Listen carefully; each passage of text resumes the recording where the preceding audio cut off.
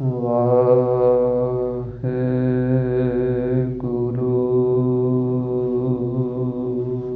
ਸਾਹਿਬ ਜੀ।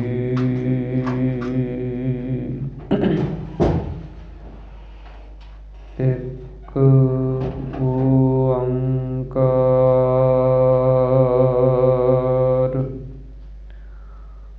ਸਤਿਨਾਮ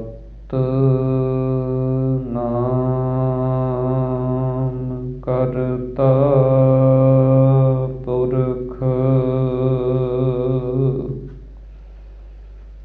ਨਿਰਭਉ ਨਿਰਵੈਰ ਅਕਾਲ ਮੂਰਤ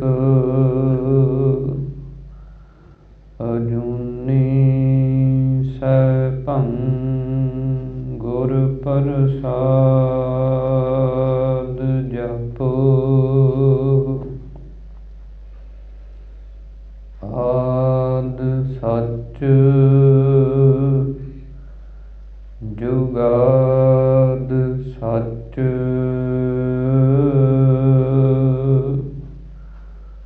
ਹੈ ਭੀ ਸੱਚ ਨਾਨਕ ਹੋਸੀ ਭੀ ਸੱਚ।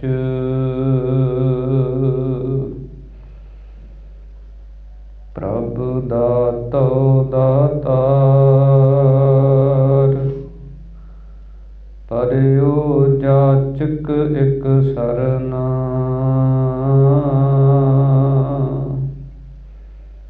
ਮਿਲੈ ਦਾਨ ਸੰਤ ਰੇਣ ਜਿਹ ਲਗ ਭਉ ਜਲ ਤਰਨਾ। ਬਿਨਤ ਕਰੋ ਅਰਦਾਸ ਸੁਣਹੁ ਜੇ ਠਾਕੁਰ ਭਾਵੈ।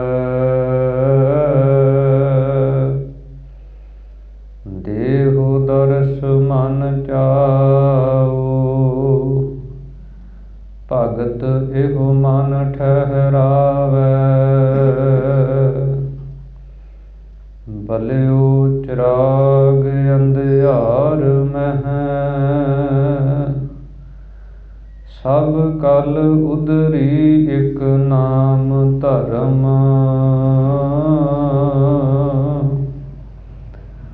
ਪ੍ਰਗਟ ਸਗਲ ਹਰ ਭਵਨ ਮਹਿ ਜਨ ਨਾਨਕ ਗੁਰ ਪਾਰ ਬ੍ਰਹਮ। ਕਹਾਂ ਬੁੱਧ ਪ੍ਰਭ ਤੁਛ ਹਮਾਰੀ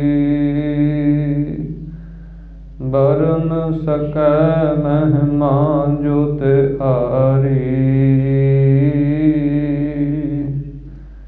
ਹਮ ਨਾ ਸਕਤ ਕਰ ਸਿਫਤ ਤੁਮਾਰੀ। ਆਪ ਲਿਹੋ ਤੁਮ ਕਥਾ ਸੁਧਾਰੀ। ਮੂਕ ਊਚਰੈ ਸ਼ਾਸਤਰ ਖਟ ਪਿੰਗ ਗਿਰਨ ਚੜ ਜਾਇ। ਅੰਧ ਲਖੈ ਬਦਰੋ ਸੁਣੈ ਜਿਉ ਕਾਲ ਕਿਰਪਾ ਕਰਾਇ। ਸੱਜਣ ਸੱਚਾ ਪਾਤਸ਼ਾਹ ਸਿਰ ਸਾਹਾਂਦੈ ਸਾਹੁ। ਜਿਸ ਪਾਸ ਬੈਠਿਆ ਸੋਹੀਐ ਸਭਨਾਂ ਦਾ ਵਿਸਾਹੁ। ਜਿਸ ਪਾਸ ਬੈਠਿਆ ਸੋਹੀਐ ਸਭਨਾਂ ਦਾ ਵਿਸਾਹੁ। ਵਾਹਿਗੁਰੂ ਸਾਹਿਬ ਜੀ। ਗੁਰ ਭਾਈ, ਅਹਨਿਸ ਲਾਗਾ ਭਾਉ। ਰਸਨਾ ਰਾਮ ਰਵੈ ਸਦਾ ਭਾਈ, ਸਾਚਾ ਸਾਧ ਸੁਆਉ। ਕਰਨੀ ਸੁਣ ਸੁਣ ਜੀਵਿਆ ਭਾਈ, ਨਿਹਚਲ ਪਾਇਆ ਥਾਉ। ਜਿਸ ਪ੍ਰਤੀਤ ਨ ਆਵਈ ਭਾਈ, ਸੋ ਜੀਅੜਾ ਜਲ ਜਾਉ। ਗੁਰ ਪੂਰੈ ਸੰਤੋਖਿਆ ਭਾਈ, ਅਹਨਿਸ ਲਾਗਾ ਭਾਉ। ਵਾਹਿਗੁਰੂ ਜੀ ਕਾ ਖਾਲਸਾ, ਵਾਹਿਗੁਰੂ ਜੀ ਕੀ ਫਤਿਹ। ਸਤਿਗੁਰਾਂ ਦੀ ਸਾਜੀ ਨਵਾਜੀ ਹੋਈ ਪਰਮ ਸਨਮਾਨ ਅਤੇ ਸਤਿਕਾਰਯੋਗ ਗੁਰੂ ਰੂਪ ਗੁਰੂ ਸਰੂਪ ਖਾਲਸਾ ਸਾਧ ਸੰਗਤ ਜੀਓ, ਅੰਤਰਜਾਮੀ ਗਰੀਬ ਨਵਾਜ ਅਕਾਲ ਪੁਰਖ ਪਰਮੇਸ਼ਰ ਵਾਹਿਗੁਰੂ ਜੀ ਦੀ ਅਤਿਅੰਤ ਕਿਰਪਾਲਤਾ ਰਹਿਮਤ ਬਖਸ਼ਿਸ਼ ਦਾ ਸਦਕਾ ਆਪਾਂ ਸਰਬੱਤਰ ਗੁਰਸਿੱਖ ਮਾਈ ਭਾਈ ਦਸਾਂ ਪਾਤਸ਼ਾਹੀਆਂ ਦੀ ਆਤਮਿਕ ਜੋਤ, ਚਵਰ ਛਤਰ ਤਖਤ ਦੇ ਮਾਲਕ, ਜੁਗੋ ਜੁਗ ਅਟਲ ਗੁਰਬਾਣੀ ਸਰੂਪ ਸਤਿਗੁਰੂ, ਧੰਨ ਧੰਨ ਸਤਿਗੁਰੂ ਸ੍ਰੀ ਗੁਰੂ ਗ੍ਰੰਥ ਸਾਹਿਬ ਮਹਾਰਾਜ, ਜਿਨ੍ਹਾਂ ਦੀ ਪਾਵਨ ਪਵਿੱਤਰ ਹਜ਼ੂਰੀ ਦੇ ਅੰਦਰ ਸੁਭਾਈਮਾਨ ਹੋ ਕੇ ਅੰਮ੍ਰਿਤ ਵੇਲੇ ਦੇ ਦੀਵਾਨਾਂ ਦੀਆਂ ਹਾਜ਼ਰੀਆਂ ਭਰ ਕੇ ਸਤ ਸੰਗਤ ਦੀਆਂ ਘੜੀਆਂ ਦਾ ਆਨੰਦ ਮਾਣਦਿਆਂ ਹੋਇਆਂ ਆਪਣੇ ਸਮੇਂ ਅਤੇ ਜੀਵਨ ਨੂੰ ਸਫਲ ਬਣਾ ਰਹੇ ਹਾਂ। ਸਤਿਗੁਰਾਂ ਦੀ ਅਪਾਰ ਕਿਰਪਾ ਦੁਆਰਾ ਅੰਮ੍ਰਿਤ ਵੇਲੇ ਸਤਿਗੁਰਾਂ ਦੇ ਸੁੰਦਰ ਪ੍ਰਕਾਸ਼ ਦੀ ਸੇਵਾ ਹੋਈ ਹੈ, ਜਿਸ ਤੋਂ ਉਪਰੰਤ ਸਤਿਗੁਰਾਂ ਦੀ ਪਾਵਨ ਗੁਰਬਾਣੀ ਦੇ ਨਿਤਨੇਮ ਪਾਠ ਜਾਪ ਗੁਰੂ ਘਰ ਦੇ ਵਜ਼ੀਰ ਗ੍ਰੰਥੀ ਸਿੰਘ ਸਾਹਿਬਾਨ ਜੀ ਵੱਲੋਂ ਕੀਤੇ ਗਏ ਹਨ। ਉਸ ਤੋਂ ਉਪਰੰਤ ਸਤਿਗੁਰਾਂ ਦੀ ਪਾਵਨ ਗੁਰਬਾਣੀ ਦੀ ਚੱਲ ਰਹੀ ਲੜੀਵਾਰ ਕਥਾ, ਉਸ ਦੇ ਵਿੱਚੋਂ ਆਪਾਂ ਸ਼ਬਦ ਨੂੰ ਸਰਵਣ ਕੀਤਾ ਹੈ। ਸ੍ਰੀ ਗੁਰੂ ਅਰਜਨ ਦੇਵ ਮਹਾਰਾਜ ਸੱਚੇ ਪਾਤਸ਼ਾਹ ਜੀ, ਜਿਨ੍ਹਾਂ ਦੇ ਸੋਰਠ ਰਾਗ ਦੇ ਅੰਦਰ ਇਹ ਪਾਵਨ ਪਵਿੱਤਰ ਸ਼ਬਦ ਉਚਾਰਨ ਕੀਤੇ ਹੋਏ ਹਨ, ਜਿਸ ਅਸ਼ਟਪਦੀ ਦੀ ਵਿਚਾਰ ਆਪਾਂ ਕੱਲ੍ਹ ਪ੍ਰਾਰੰਭ ਕੀਤੀ ਹੈ, ਉਸ ਦੇ ਵਿੱਚੋਂ 5 ਪਦਿਆਂ ਦੀ ਵਿਚਾਰ ਪਿੱਛੇ ਸੰਪੂਰਨ ਹੋਈ ਹੈ। ਅੱਗੇ ਦੇ ਜਿਹੜੇ 4 ਪਦੇ ਹਨ, ਉਹਨਾਂ ਦੀ ਕਥਾ ਵਿਚਾਰ ਆਰੰਭ ਹੁੰਦੀ ਹੈ।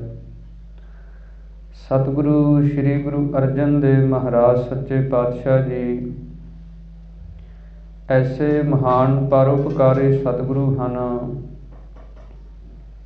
ਜਿਨ੍ਹਾਂ ਨੇ ਆਪਣੇ ਜੀਵਨ ਕਾਲ ਦੇ ਅੰਦਰ ਸਾਡੇ ਉੱਪਰ ਮਹਾਨ ਪਰਉਪਕਾਰ ਕੀਤੇ ਹਨ। ਸਤਿਗੁਰਾਂ ਨੇ ਆਪਣੇ ਜੀਵਨ ਦੇ ਅੰਦਰ ਸਿੱਖ ਜਗਤ ਦੇ 3 ਥੰਮ ਪੈਦਾ ਕੀਤੇ ਹਨ, ਜਿਨ੍ਹਾਂ ਦੇ ਆਸਰੇ ਸਾਰਾ ਸਿੱਖ ਜਗਤ ਜਿਹੜਾ ਹੈ ਉਹ ਟਿਕਿਆ ਹੈ। ਸਭ ਤੋਂ ਪਹਿਲਾਂ ਧੰਨ ਸ਼੍ਰੀ ਗੁਰੂ ਅਰਜਨ ਦੇਵ ਮਹਾਰਾਜ ਸੱਚੇ ਪਾਤਸ਼ਾਹ ਜੀ ਨੇ ਸਿੱਖਾਂ ਦੇ ਵਾਸਤੇ ਮਹਾਨ ਤੀਰਥ, ਜਿਸ ਦੀ ਪਟਾਈ ਦੀ ਸੇਵਾ ਧੰਨ ਸ਼੍ਰੀ ਗੁਰੂ ਰਾਮਦਾਸ ਮਹਾਰਾਜ ਜੀ ਨੇ ਕੀਤੀ। ਉਸ ਤੋਂ ਬਾਅਦ ਉਸ ਪਾਵਨ ਪਵਿੱਤਰ ਸਰੋਵਰ ਨੂੰ ਸਤਿਗੁਰੂ ਸ਼੍ਰੀ ਗੁਰੂ ਅਰਜਨ ਦੇਵ ਮਹਾਰਾਜ ਜੀ ਨੇ ਪੱਕਿਆਂ ਕਰਵਾਇਆ। ਫਿਰ ਉਸ ਤੋਂ ਉਪਰੰਤ ਸ਼੍ਰੀ ਹਰਿਮੰਦਰ ਸਾਹਿਬ ਜੀ ਦੀ ਰਚਨਾ, ਜੋ ਸਿੱਖਾਂ ਦਾ ਕੇਂਦਰੀ ਅਸਥਾਨ ਹੈ, ਇਹ ਸਤਿਗੁਰੂ ਸ਼੍ਰੀ ਗੁਰੂ ਅਰਜਨ ਦੇਵ ਮਹਾਰਾਜ ਜੀ ਨੇ ਆਪਣੇ ਜੀਵਨ ਕਾਲ ਦੇ ਅੰਦਰ, ਸਤਿਗੁਰਾਂ ਨੇ ਇਹ ਮਹਾਨ ਸੁੰਦਰ ਅਸਥਾਨ ਬਣਾਇਆ ਹੈ। ਫਿਰ ਸਤਿਗੁਰਾਂ ਨੇ ਉਸ ਪਾਵਨ ਪਵਿੱਤਰ ਹਰਿਮੰਦਰ ਸਾਹਿਬ ਦੇ ਅੰਦਰ ਸਤਿਗੁਰਾਂ ਦੀ ਪਾਵਨ ਗੁਰਬਾਣੀ, ਜੋ ਪਿੱਛੇ 4 ਸਰੂਪਾਂ ਤੱਕ ਪੋਥੀਆਂ ਦੇ ਰੂਪ ਦੇ ਅੰਦਰ ਸੀ, ਸ਼੍ਰੀ ਗੁਰੂ ਨਾਨਕ ਦੇਵ ਮਹਾਰਾਜ ਜੀ ਜਿਤਨੀ ਬਾਣੀ ਸੀ, ਸਤਿਗੁਰੂ ਜੀ ਪੋਥੀ ਦੇ ਅੰਦਰ ਲਿਖਦੇ। ਇਸ ਦੇ ਹਵਾਲੇ ਇਤਿਹਾਸ ਦੇ ਅੰਦਰੋਂ ਮਿਲ ਜਾਂਦੇ ਹਨ। ਸ਼੍ਰੀ ਗੁਰੂ ਨਾਨਕ ਦੇਵ ਮਹਾਰਾਜ ਜੀ ਦੇ ਸਿੱਖ ਹੋਏ ਹਨ ਭਾਈ ਮਨਸੁਖ ਜੀ। ਜਦੋਂ ਉਹਨਾਂ ਨੂੰ ਸਤਿਗੁਰਾਂ ਨੇ ਸੰਗਲਾ ਦੀਪ ਰਾਜੇ ਸ਼ਿਵਨਾਭ ਦੇ ਪਾਸ ਭੇਜਿਆ ਸੀ, ਤੇ ਉਹ ਵਪਾਰ ਕਰਦੇ ਸਨ, ਤੇ ਉਹਨਾਂ ਦੇ ਪਾਸ ਗੁਰੂ ਕੀ ਪਾਵਨ ਬਾਣੀ ਦੀਆਂ ਸ਼ਬਦਾਂ ਦੀਆਂ ਲਿਖੀਆਂ ਹੋਈਆਂ ਪੋਥੀਆਂ ਸਨ, ਜਿਨ੍ਹਾਂ ਦੇ ਦਰਸ਼ਨ ਰਾਜੇ ਨੇ ਕੀਤੇ ਸੀ। ਬਾਣੀ ਨੂੰ ਸਰਵਣ ਕੀਤਾ ਤੇ ਉਹਦੇ ਅੰਦਰ ਸਤਿਗੁਰਾਂ ਦੇ ਦਰਸ਼ਨ ਕਰਨ ਦੀ ਇੱਛਾ ਪੈਦਾ ਹੋਈ ਸੀ। ਇਸੇ ਪ੍ਰਕਾਰ ਹੀ ਫਿਰ ਦੂਸਰੇ ਜਾਮੇ ਦੇ ਅੰਦਰ 4 ਸਰੂਪਾਂ ਤੱਕ ਸਤਿਗੁਰਾਂ ਦੀ ਪਾਵਨ ਬਾਣੀ ਪੋਥੀਆਂ ਦੇ ਰੂਪ ਦੇ ਅੰਦਰ। ਫਿਰ ਪੰਚਮ ਪਾਤਸ਼ਾਹ ਸ਼੍ਰੀ ਗੁਰੂ ਅਰਜਨ ਦੇਵ ਮਹਾਰਾਜ ਜੀ ਨੇ ਭਾਈ ਗੁਰਦਾਸ ਸਾਹਿਬ ਜੀ ਨੂੰ ਲਿਖਾਰੀ ਲਾ ਕੇ ਰਾਮਸਰ ਸਾਹਿਬ ਵਾਲੇ ਅਸਥਾਨ ਤੇ ਸਤਿਗੁਰਾਂ ਨੇ ਸਮੁੱਚੀ ਬਾਣੀ ਨੂੰ ਇਕੱਤਰ ਕੀਤਾ। ਫਿਰ ਸਤਿਗੁਰਾਂ ਦੀ ਪਾਵਨ ਗੁਰਬਾਣੀ ਨੂੰ ਤਰਤੀਬ ਦਿੱਤੀ ਰਾਗਾਂ ਅਨੁਸਾਰ। ਇਸੇ ਪ੍ਰਕਾਰ ਫਿਰ ਪਹਿਲੇ ਪਾਤਸ਼ਾਹ ਜੀ ਦੀ ਬਾਣੀ, ਫਿਰ ਦੂਸਰਿਆਂ ਦੀ, ਤੀਸਰੇ ਦੀ, ਚੌਥੇ ਪਾਤਸ਼ਾਹ ਜੀ ਦੀ, ਫਿਰ ਉਸ ਤੋਂ ਉਪਰੰਤ ਪੰਚਮ ਸਰੂਪ ਦੀ ਬਾਣੀ, ਫਿਰ ਉਸ ਤੋਂ ਬਾਅਦ ਇਸੇ ਪ੍ਰਕਾਰ ਵਾਰਾਂ ਦੀ ਰਚਨਾ, ਫਿਰ ਭਗਤਾਂ ਬਾਣੀ ਦੀ। ਇਹ ਸਤਿਗੁਰੂ ਸ਼੍ਰੀ ਗੁਰੂ ਅਰਜਨ ਦੇਵ ਮਹਾਰਾਜ ਜੀ ਨੇ ਇੱਕ ਬੀੜ ਤਿਆਰ ਕੀਤੀ। ਫਿਰ ਸਤਿਗੁਰਾਂ ਨੇ ਉਸ ਪਾਵਨ ਬੀੜ ਦਾ ਹਰਿਮੰਦਰ ਸਾਹਿਬ ਦੇ ਅੰਦਰ ਪ੍ਰਕਾਸ਼ ਕਰਵਾਇਆ ਕਿ ਸਿੱਖਾਂ ਨੂੰ ਸਤਿਗੁਰਾਂ ਨੇ ਪਾਵਨ ਗੁਰਬਾਣੀ ਦੇ ਲੜ ਲਾ ਕੇ ਫਿਰ ਬਾਬਾ ਬੁੱਢਾ ਸਾਹਿਬ ਜੀ ਨੂੰ ਗ੍ਰੰਥੀ ਸਥਾਪਿਤ ਕੀਤਾ ਗਿਆ। ਇਹ ਮਹਾਨ ਥੰਮ ਸ਼੍ਰੀ ਗੁਰੂ ਗ੍ਰੰਥ ਸਾਹਿਬ ਮਹਾਰਾਜ ਜੀ ਦੀ ਰਚਨਾ ਦਾ, ਜੋ ਅੱਗੇ ਚੱਲ ਕੇ 10ਵੇਂ ਸਰੂਪ ਦੇ ਅੰਦਰ ਸਾਡੇ ਗੁਰੂ ਬਣੇ, ਸ਼੍ਰੀ ਗੁਰੂ ਗ੍ਰੰਥ ਸਾਹਿਬ ਮਹਾਰਾਜ। ਇਹ ਮਹਾਨ ਪਰਉਪਕਾਰ ਸ਼੍ਰੀ ਗੁਰੂ ਅਰਜਨ ਦੇਵ ਮਹਾਰਾਜ ਜੀ ਦਾ ਹੈ। ਬਾਕੀ ਧਰਮਾਂ ਦੇ ਅੰਦਰ ਜਦੋਂ ਆਪਾਂ ਉਹਨਾਂ ਦੇ ਗ੍ਰੰਥ ਦੇਖਦੇ ਹਾਂ, ਤੇ ਉਹਨਾਂ ਦੇ ਗ੍ਰੰਥ ਜਿਹੜੇ ਹਨ, ਉਹ ਜਿਹੜੇ ਅਵਤਾਰ ਹੋਏ, ਪੈਗੰਬਰ ਹੋਏ, ਉਹਨਾਂ ਦੇ ਜੀਵਨ ਕਾਲ ਦੇ ਹੁੰਦਿਆਂ ਉਹ ਗ੍ਰੰਥ ਨਹੀਂ ਰਚੇ ਗਏ। ਬਾਅਦ ਦੇ ਵਿੱਚ ਉਹਨਾਂ ਦੇ ਪੈਰੋਕਾਰਾਂ ਨੇ, ਉਹਨਾਂ ਦੇ ਮੰਨਣ ਵਾਲਿਆਂ ਨੇ ਉਹਨਾਂ ਦੀ ਉਪਮਾ ਦੇ ਅੰਦਰ ਲਿਖੇ ਹਨ। ਪਰ ਇਹ ਤੁਰਕੀ ਬਾਣੀ, ਅਕਾਲੀ ਬਾਣੀ ਸਤਿਗੁਰਾਂ ਨੇ ਆਪ ਇਕੱਤਰ ਕਰਕੇ ਇਸ ਦੀ ਰਚਨਾ ਕੀਤੀ ਹੈ। ਇਸੇ ਪ੍ਰਕਾਰ ਹੀ ਫਿਰ ਹਰਿਮੰਦਰ ਸਾਹਿਬ ਦੇ ਅੰਦਰ ਸਤਿਗੁਰਾਂ ਨੇ ਕੀਰਤਨ ਦੀ ਮਰਿਆਦਾ ਕਾਇਮ ਕੀਤੀ। 8 ਪਹਿਰ ਕੀਰਤਨ ਦੀਆਂ ਧੁਨਾਂ ਹਰਿਮੰਦਰ ਸਾਹਿਬ ਦੇ ਅੰਦਰੋਂ ਪਾਵਨ ਪਵਿੱਤਰ ਅਸਥਾਨ ਤੋਂ ਸਤਿਗੁਰੂ ਜੀ ਕੀਰਤਨ ਦੀ ਮਰਿਆਦਾ ਕਾਇਮ ਕੀਤੀ। ਅਜੋਕੇ ਸਮੇਂ ਦੇ ਅੰਦਰ ਵੀ ਬੇਅੰਤ ਗੁਰੂ ਕੇ ਸਿੱਖ ਹਨ, ਜਿਨ੍ਹਾਂ ਨੂੰ ਹਰਿਮੰਦਰ ਸਾਹਿਬ ਦੇ ਅੰਦਰ ਜਦੋਂ ਆਪਾਂ ਦਰਸ਼ਨ ਕਰਨ ਜਾਂਦੇ ਹਾਂ, ਜਿਸ ਸਮੇਂ ਆਪਾਂ ਦਰਸ਼ਨੀ ਡਿਓੜੀ ਤੋਂ ਐਂਟਰ ਹੁੰਦੇ ਹਾਂ, ਸਤਿਗੁਰਾਂ ਦੀ ਪਾਵਨ ਗੁਰਬਾਣੀ ਦੀਆਂ ਧੁਨਾਂ ਸਾਡੇ ਕੰਨੀ ਪੈਂਦੀਆਂ ਹਨ। ਤਪਦੇ ਹੋਏ ਮਨ ਜਿਹੜੇ ਆ ਉਹ ਸ਼ਾਂਤ ਹੋ ਜਾਂਦੇ। ਇਹ ਮਹਾਨ ਪਰਉਪਕਾਰ ਸ੍ਰੀ ਗੁਰੂ ਅਰਜਨ ਦੇਵ ਮਹਾਰਾਜ ਜੀ ਨੇ ਸਾਡੇ ਉੱਪਰ ਕੀਤੇ, ਜੋ ਰਹਿੰਦੀ ਦੁਨੀਆ ਤੱਕ ਜੁਗੋ ਜੁਗ ਅਟਲ ਰਹਿਣ ਵਾਲੇ ਹਨ। ਐਸੇ ਮਹਾਨ ਪਰਉਪਕਾਰੀ ਸਤਿਗੁਰੂ ਸ੍ਰੀ ਗੁਰੂ ਅਰਜਨ ਦੇਵ ਮਹਾਰਾਜ ਜੀ, ਜਿਨ੍ਹਾਂ ਦੀ ਪਾਵਨ ਉਚਾਰਨ ਕੀਤੀ ਹੋਈ ਬਾਣੀ ਦੀ ਕਥਾ ਵਿਚਾਰ ਚੱਲ ਰਹੀ ਹੈ। ਸੋ ਸਤਿਗੁਰੂ ਜੀ ਜਿਸ ਪ੍ਰਕਾਰ ਇਸ ਪਾਵਨ ਪਵਿੱਤਰ ਸ਼ਬਦ ਦੇ ਅੰਦਰ ਸਾਨੂੰ ਉਪਦੇਸ਼ ਬਖਸ਼ਿਸ਼ ਕਰ ਰਹੇ ਹਨ, ਆਓ ਸਾਰੀਆਂ ਸੰਗਤਾਂ ਮਨ ਬਿਰਤੀਆਂ ਇਕਾਗਰ ਕਰਕੇ ਸਤਿਗੁਰਾਂ ਦੇ ਪਾਵਨ ਸ਼ਬਦ ਦੀ ਵਿਚਾਰ ਨੂੰ ਸਰਵਣ ਕਰਨ ਦੇ ਯਤਨ ਕਰੀਏ। ਇੱਕ ਵਾਰੀ ਪ੍ਰੇਮ ਦੇ ਨਾਲ ਉਚਾਰਨ ਕਰੋ ਜੀ। ਸਤਿਨਾਮ ਸ੍ਰੀ ਵਾਹਿਗੁਰੂ ਸਾਹਿਬ ਜੀ। ਵਾਹਿਗੁਰੂ ਸਾਹਿਬ ਜੀ। ਗੁਰਪੂਰੈ ਸੰਤੋਖਿਆ ਭਾਈ, ਅਹਨਿਸ ਲਾਗਾ ਭਾਵ। ਸ੍ਰੀ ਗੁਰੂ ਅਰਜਨ ਦੇਵ ਮਹਾਰਾਜ ਸੱਚੇ ਪਾਤਸ਼ਾਹ ਜੀ ਬਚਨ ਉਚਾਰਨ ਕਰਦੇ ਹਨ। ਸਤਿਗੁਰੂ ਜੀ ਕਹਿੰਦੇ, ਹੇ ਭਾਈ, ਪੂਰੇ ਗੁਰੂ ਦੇ ਲੜ ਜਦੋਂ ਆਪਾਂ ਲੱਗ ਜਾਂਦੇ ਹਾਂ ਤੇ ਪੂਰੇ ਗੁਰੂ ਦੇ ਪਾਸੋਂ ਸੰਤੋਖ ਪ੍ਰਾਪਤ ਹੁੰਦਾ। ਜਦੋਂ ਸਾਡੇ ਅੰਦਰ ਸੰਤੋਖ ਪੈਦਾ ਹੋ ਜਾਂਦਾ, ਫਿਰ ਅਹਨਿਸ ਲਾਗਾ ਭਾਉ। ਫਿਰ ਰਾਤ ਦਿਨੇ ਸਾਡਾ ਭਾਉ ਜਿਹੜਾ ਪ੍ਰੇਮ ਹੈ ਉਹ ਪਰਮੇਸ਼ਰ ਦੇ ਨਾਲ ਲੱਗ ਜਾਂਦਾ, ਉਹ ਪਰਮਾਤਮਾ ਦੇ ਨਾਲ ਲੱਗ ਜਾਂਦਾ। ਕਿਉਂਕਿ ਜਦੋਂ ਸਾਡੇ ਮਨ ਦੇ ਅੰਦਰ ਸੰਤੋਖ ਆ ਜਾਂਦਾ, ਸੰਤੁਸ਼ਟੀ ਆ ਜਾਂਦੀ ਹੈ। ਸੰਤੋਖ ਉਹ ਚੀਜ਼ ਹੈ ਜਿਹੜੀ ਸਾਡੇ ਅੰਦਰੋਂ ਤ੍ਰਿਸ਼ਨਾ ਨੂੰ ਖਤਮ ਕਰ ਦਿੰਦੀ ਹੈ। ਤ੍ਰਿਸ਼ਨਾ ਨੂੰ ਸਤਿਗੁਰਾਂ ਨੇ ਆਪਣੀ ਪਾਵਨ ਬਾਣੀ ਦੇ ਅੰਦਰ ਰੋਗ ਮੰਨਿਆ ਹੈ। ਸਤਿਗੁਰਾਂ ਦੀ ਪਾਵਨ ਗੁਰਬਾਣੀ ਦੇ ਅੰਦਰ ਦੋ ਰੋਗ ਵੱਡੇ ਮੰਨੇ ਹਨ, ਜਿਨ੍ਹਾਂ ਨੂੰ ਵੱਡੇ ਰੋਗ ਕਰਕੇ ਲਿਖਿਆ। ਜਿਵੇਂ ਵੱਡਾ ਰੋਗ ਹੁੰਦਾ ਲੰਮਾ ਚੱਲਦਾ, ਉਹ ਹੌਲੀ ਹੌਲੀ ਰੋਗ ਜਿਹੜਾ ਸਰੀਰ ਨੂੰ ਖਤਮ ਕਰੀ ਜਾਂਦਾ, ਬੜਾ ਲੰਮਾ ਸਮਾਂ ਬਿਮਾਰੀ ਚੱਲਦੀ, ਉਹਨੂੰ ਵੱਡਾ ਰੋਗ ਆਖਿਆ ਜਾਂਦਾ। ਇੱਕ ਤੇ ਸਤਿਗੁਰੂ ਸ੍ਰੀ ਗੁਰੂ ਨਾਨਕ ਦੇਵ ਮਹਾਰਾਜ ਜੀ ਨੇ ਬਚਨ ਉਚਾਰਨ ਕੀਤੇ ਹਨ, ਹਉਮੈ ਦੀਰਘ ਰੋਗ ਹੈ, ਦਾਰੂ ਪੀ ਇਸ ਮਾਹੇ। ਸਤਿਗੁਰੂ ਜੀ ਕਹਿੰਦੇ, ਇੱਕ ਤੇ ਹੰਕਾਰ ਦਾ ਰੋਗ ਜਿਹੜਾ ਉਹ ਦੀਰਘ ਰੋਗ ਹੈ, ਵੱਡਾ ਰੋਗ ਹੈ। ਇਹ ਜੀਵ ਦੇ ਮਨ ਦੇ ਅੰਦਰ ਜਿਹੜਾ ਸੂਖਮ ਰੂਪ ਦੇ ਅੰਦਰ ਵੀ ਹੰਕਾਰ ਰਹਿ ਜਾਵੇ, ਉਹ ਵੀ ਰੋਗ ਹੈ। ਇਸੇ ਪ੍ਰਕਾਰ ਹੀ ਸ੍ਰੀ ਗੁਰੂ ਅਮਰਦਾਸ ਮਹਾਰਾਜ ਜੀ ਨੇ ਆਨੰਦ ਸਾਹਿਬ ਜੀ ਦੀ ਪਾਵਨ ਬਾਣੀ ਦੇ ਅੰਦਰ ਇੱਕ ਰੋਗ ਦਾ ਜ਼ਿਕਰ ਕੀਤਾ। ਇਹ ਤ੍ਰਿਸ਼ਨਾ ਵੱਡਾ ਰੋਗ ਲੱਗਾ, ਮਰਨ ਮਨਹੁ ਵਿਸਾਰਿਆ। ਸਤਿਗੁਰੂ ਜੀ ਕਹਿੰਦੇ, ਤ੍ਰਿਸ਼ਨਾ ਦਾ ਐਸਾ ਵੱਡਾ ਰੋਗ ਹੈ।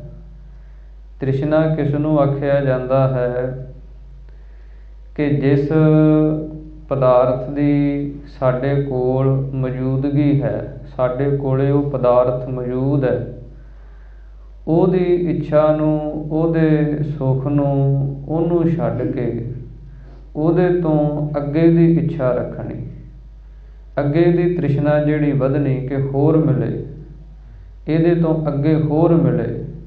ਉਹ ਜਿਹੜੀ ਤ੍ਰਿਸ਼ਨਾ ਹੈ, ਸਤਿਗੁਰੂ ਜੀ ਕਹਿੰਦੇ, ਉਹ ਸ਼ਾਂਤ ਹੁੰਦੀ ਹੈ ਸੰਤੋਖ ਦੁਆਰਾ। ਫਿਰ ਜਿਵੇਂ ਜਿਵੇਂ ਤ੍ਰਿਸ਼ਨਾ ਵੱਧਦੀ ਹੈ, ਉਵੇਂ ਉਵੇਂ ਜਿਹੜਾ ਪ੍ਰੇਮ ਹੈ ਉਹ ਪਰਮੇਸ਼ਰ ਨਾਲੋਂ ਘਟਦਾ ਜਾਂਦਾ। ਉੱਧਰਲੇ ਪਾਸਿਓਂ ਪਿਆਰ ਜਿਹੜਾ ਉਹ ਟੁੱਟਦਾ ਜਾਂਦਾ, ਇੱਧਰਲੇ ਪਾਸੇ ਤ੍ਰਿਸ਼ਨਾ ਵੱਧਦੀ ਜਾਂਦੀ। ਇਸ ਕਰਕੇ ਸਤਿਗੁਰੂ ਸ੍ਰੀ ਗੁਰੂ ਅਰਜਨ ਦੇਵ ਮਹਾਰਾਜ ਜੀ ਬਚਨ ਕਰਦੇ ਹਨ ਕਿ ਪੂਰੇ ਗੁਰੂ ਦੇ ਜਦੋਂ ਆਪਾਂ ਲੜ ਲੱਗਦੇ ਹਾਂ ਫਿਰ ਸੰਤੋਖਿਆ ਭਾਈ। ਫਿਰ ਜਿਹੜਾ ਜੀਵ ਹੈ ਇਹ ਮਨ ਤਨ ਕਰਕੇ ਸੰਤੋਖਿਆ ਜਾਂਦਾ, ਸੰਤੋਖ ਅੰਦਰ ਆ ਜਾਂਦਾ। ਸੰਤੋਖ ਦੀ ਬਾਬਤ ਧਾਰਮਿਕ ਵਿਦਵਾਨਾਂ ਨੇ ਬੜੇ ਬਚਨ ਲਿਖੇ ਹਨ। ਇੱਕ ਮਹਾਤਮਾ ਹੋਏ ਹਨ ਸੁੰਦਰਦਾਸ ਜੀ,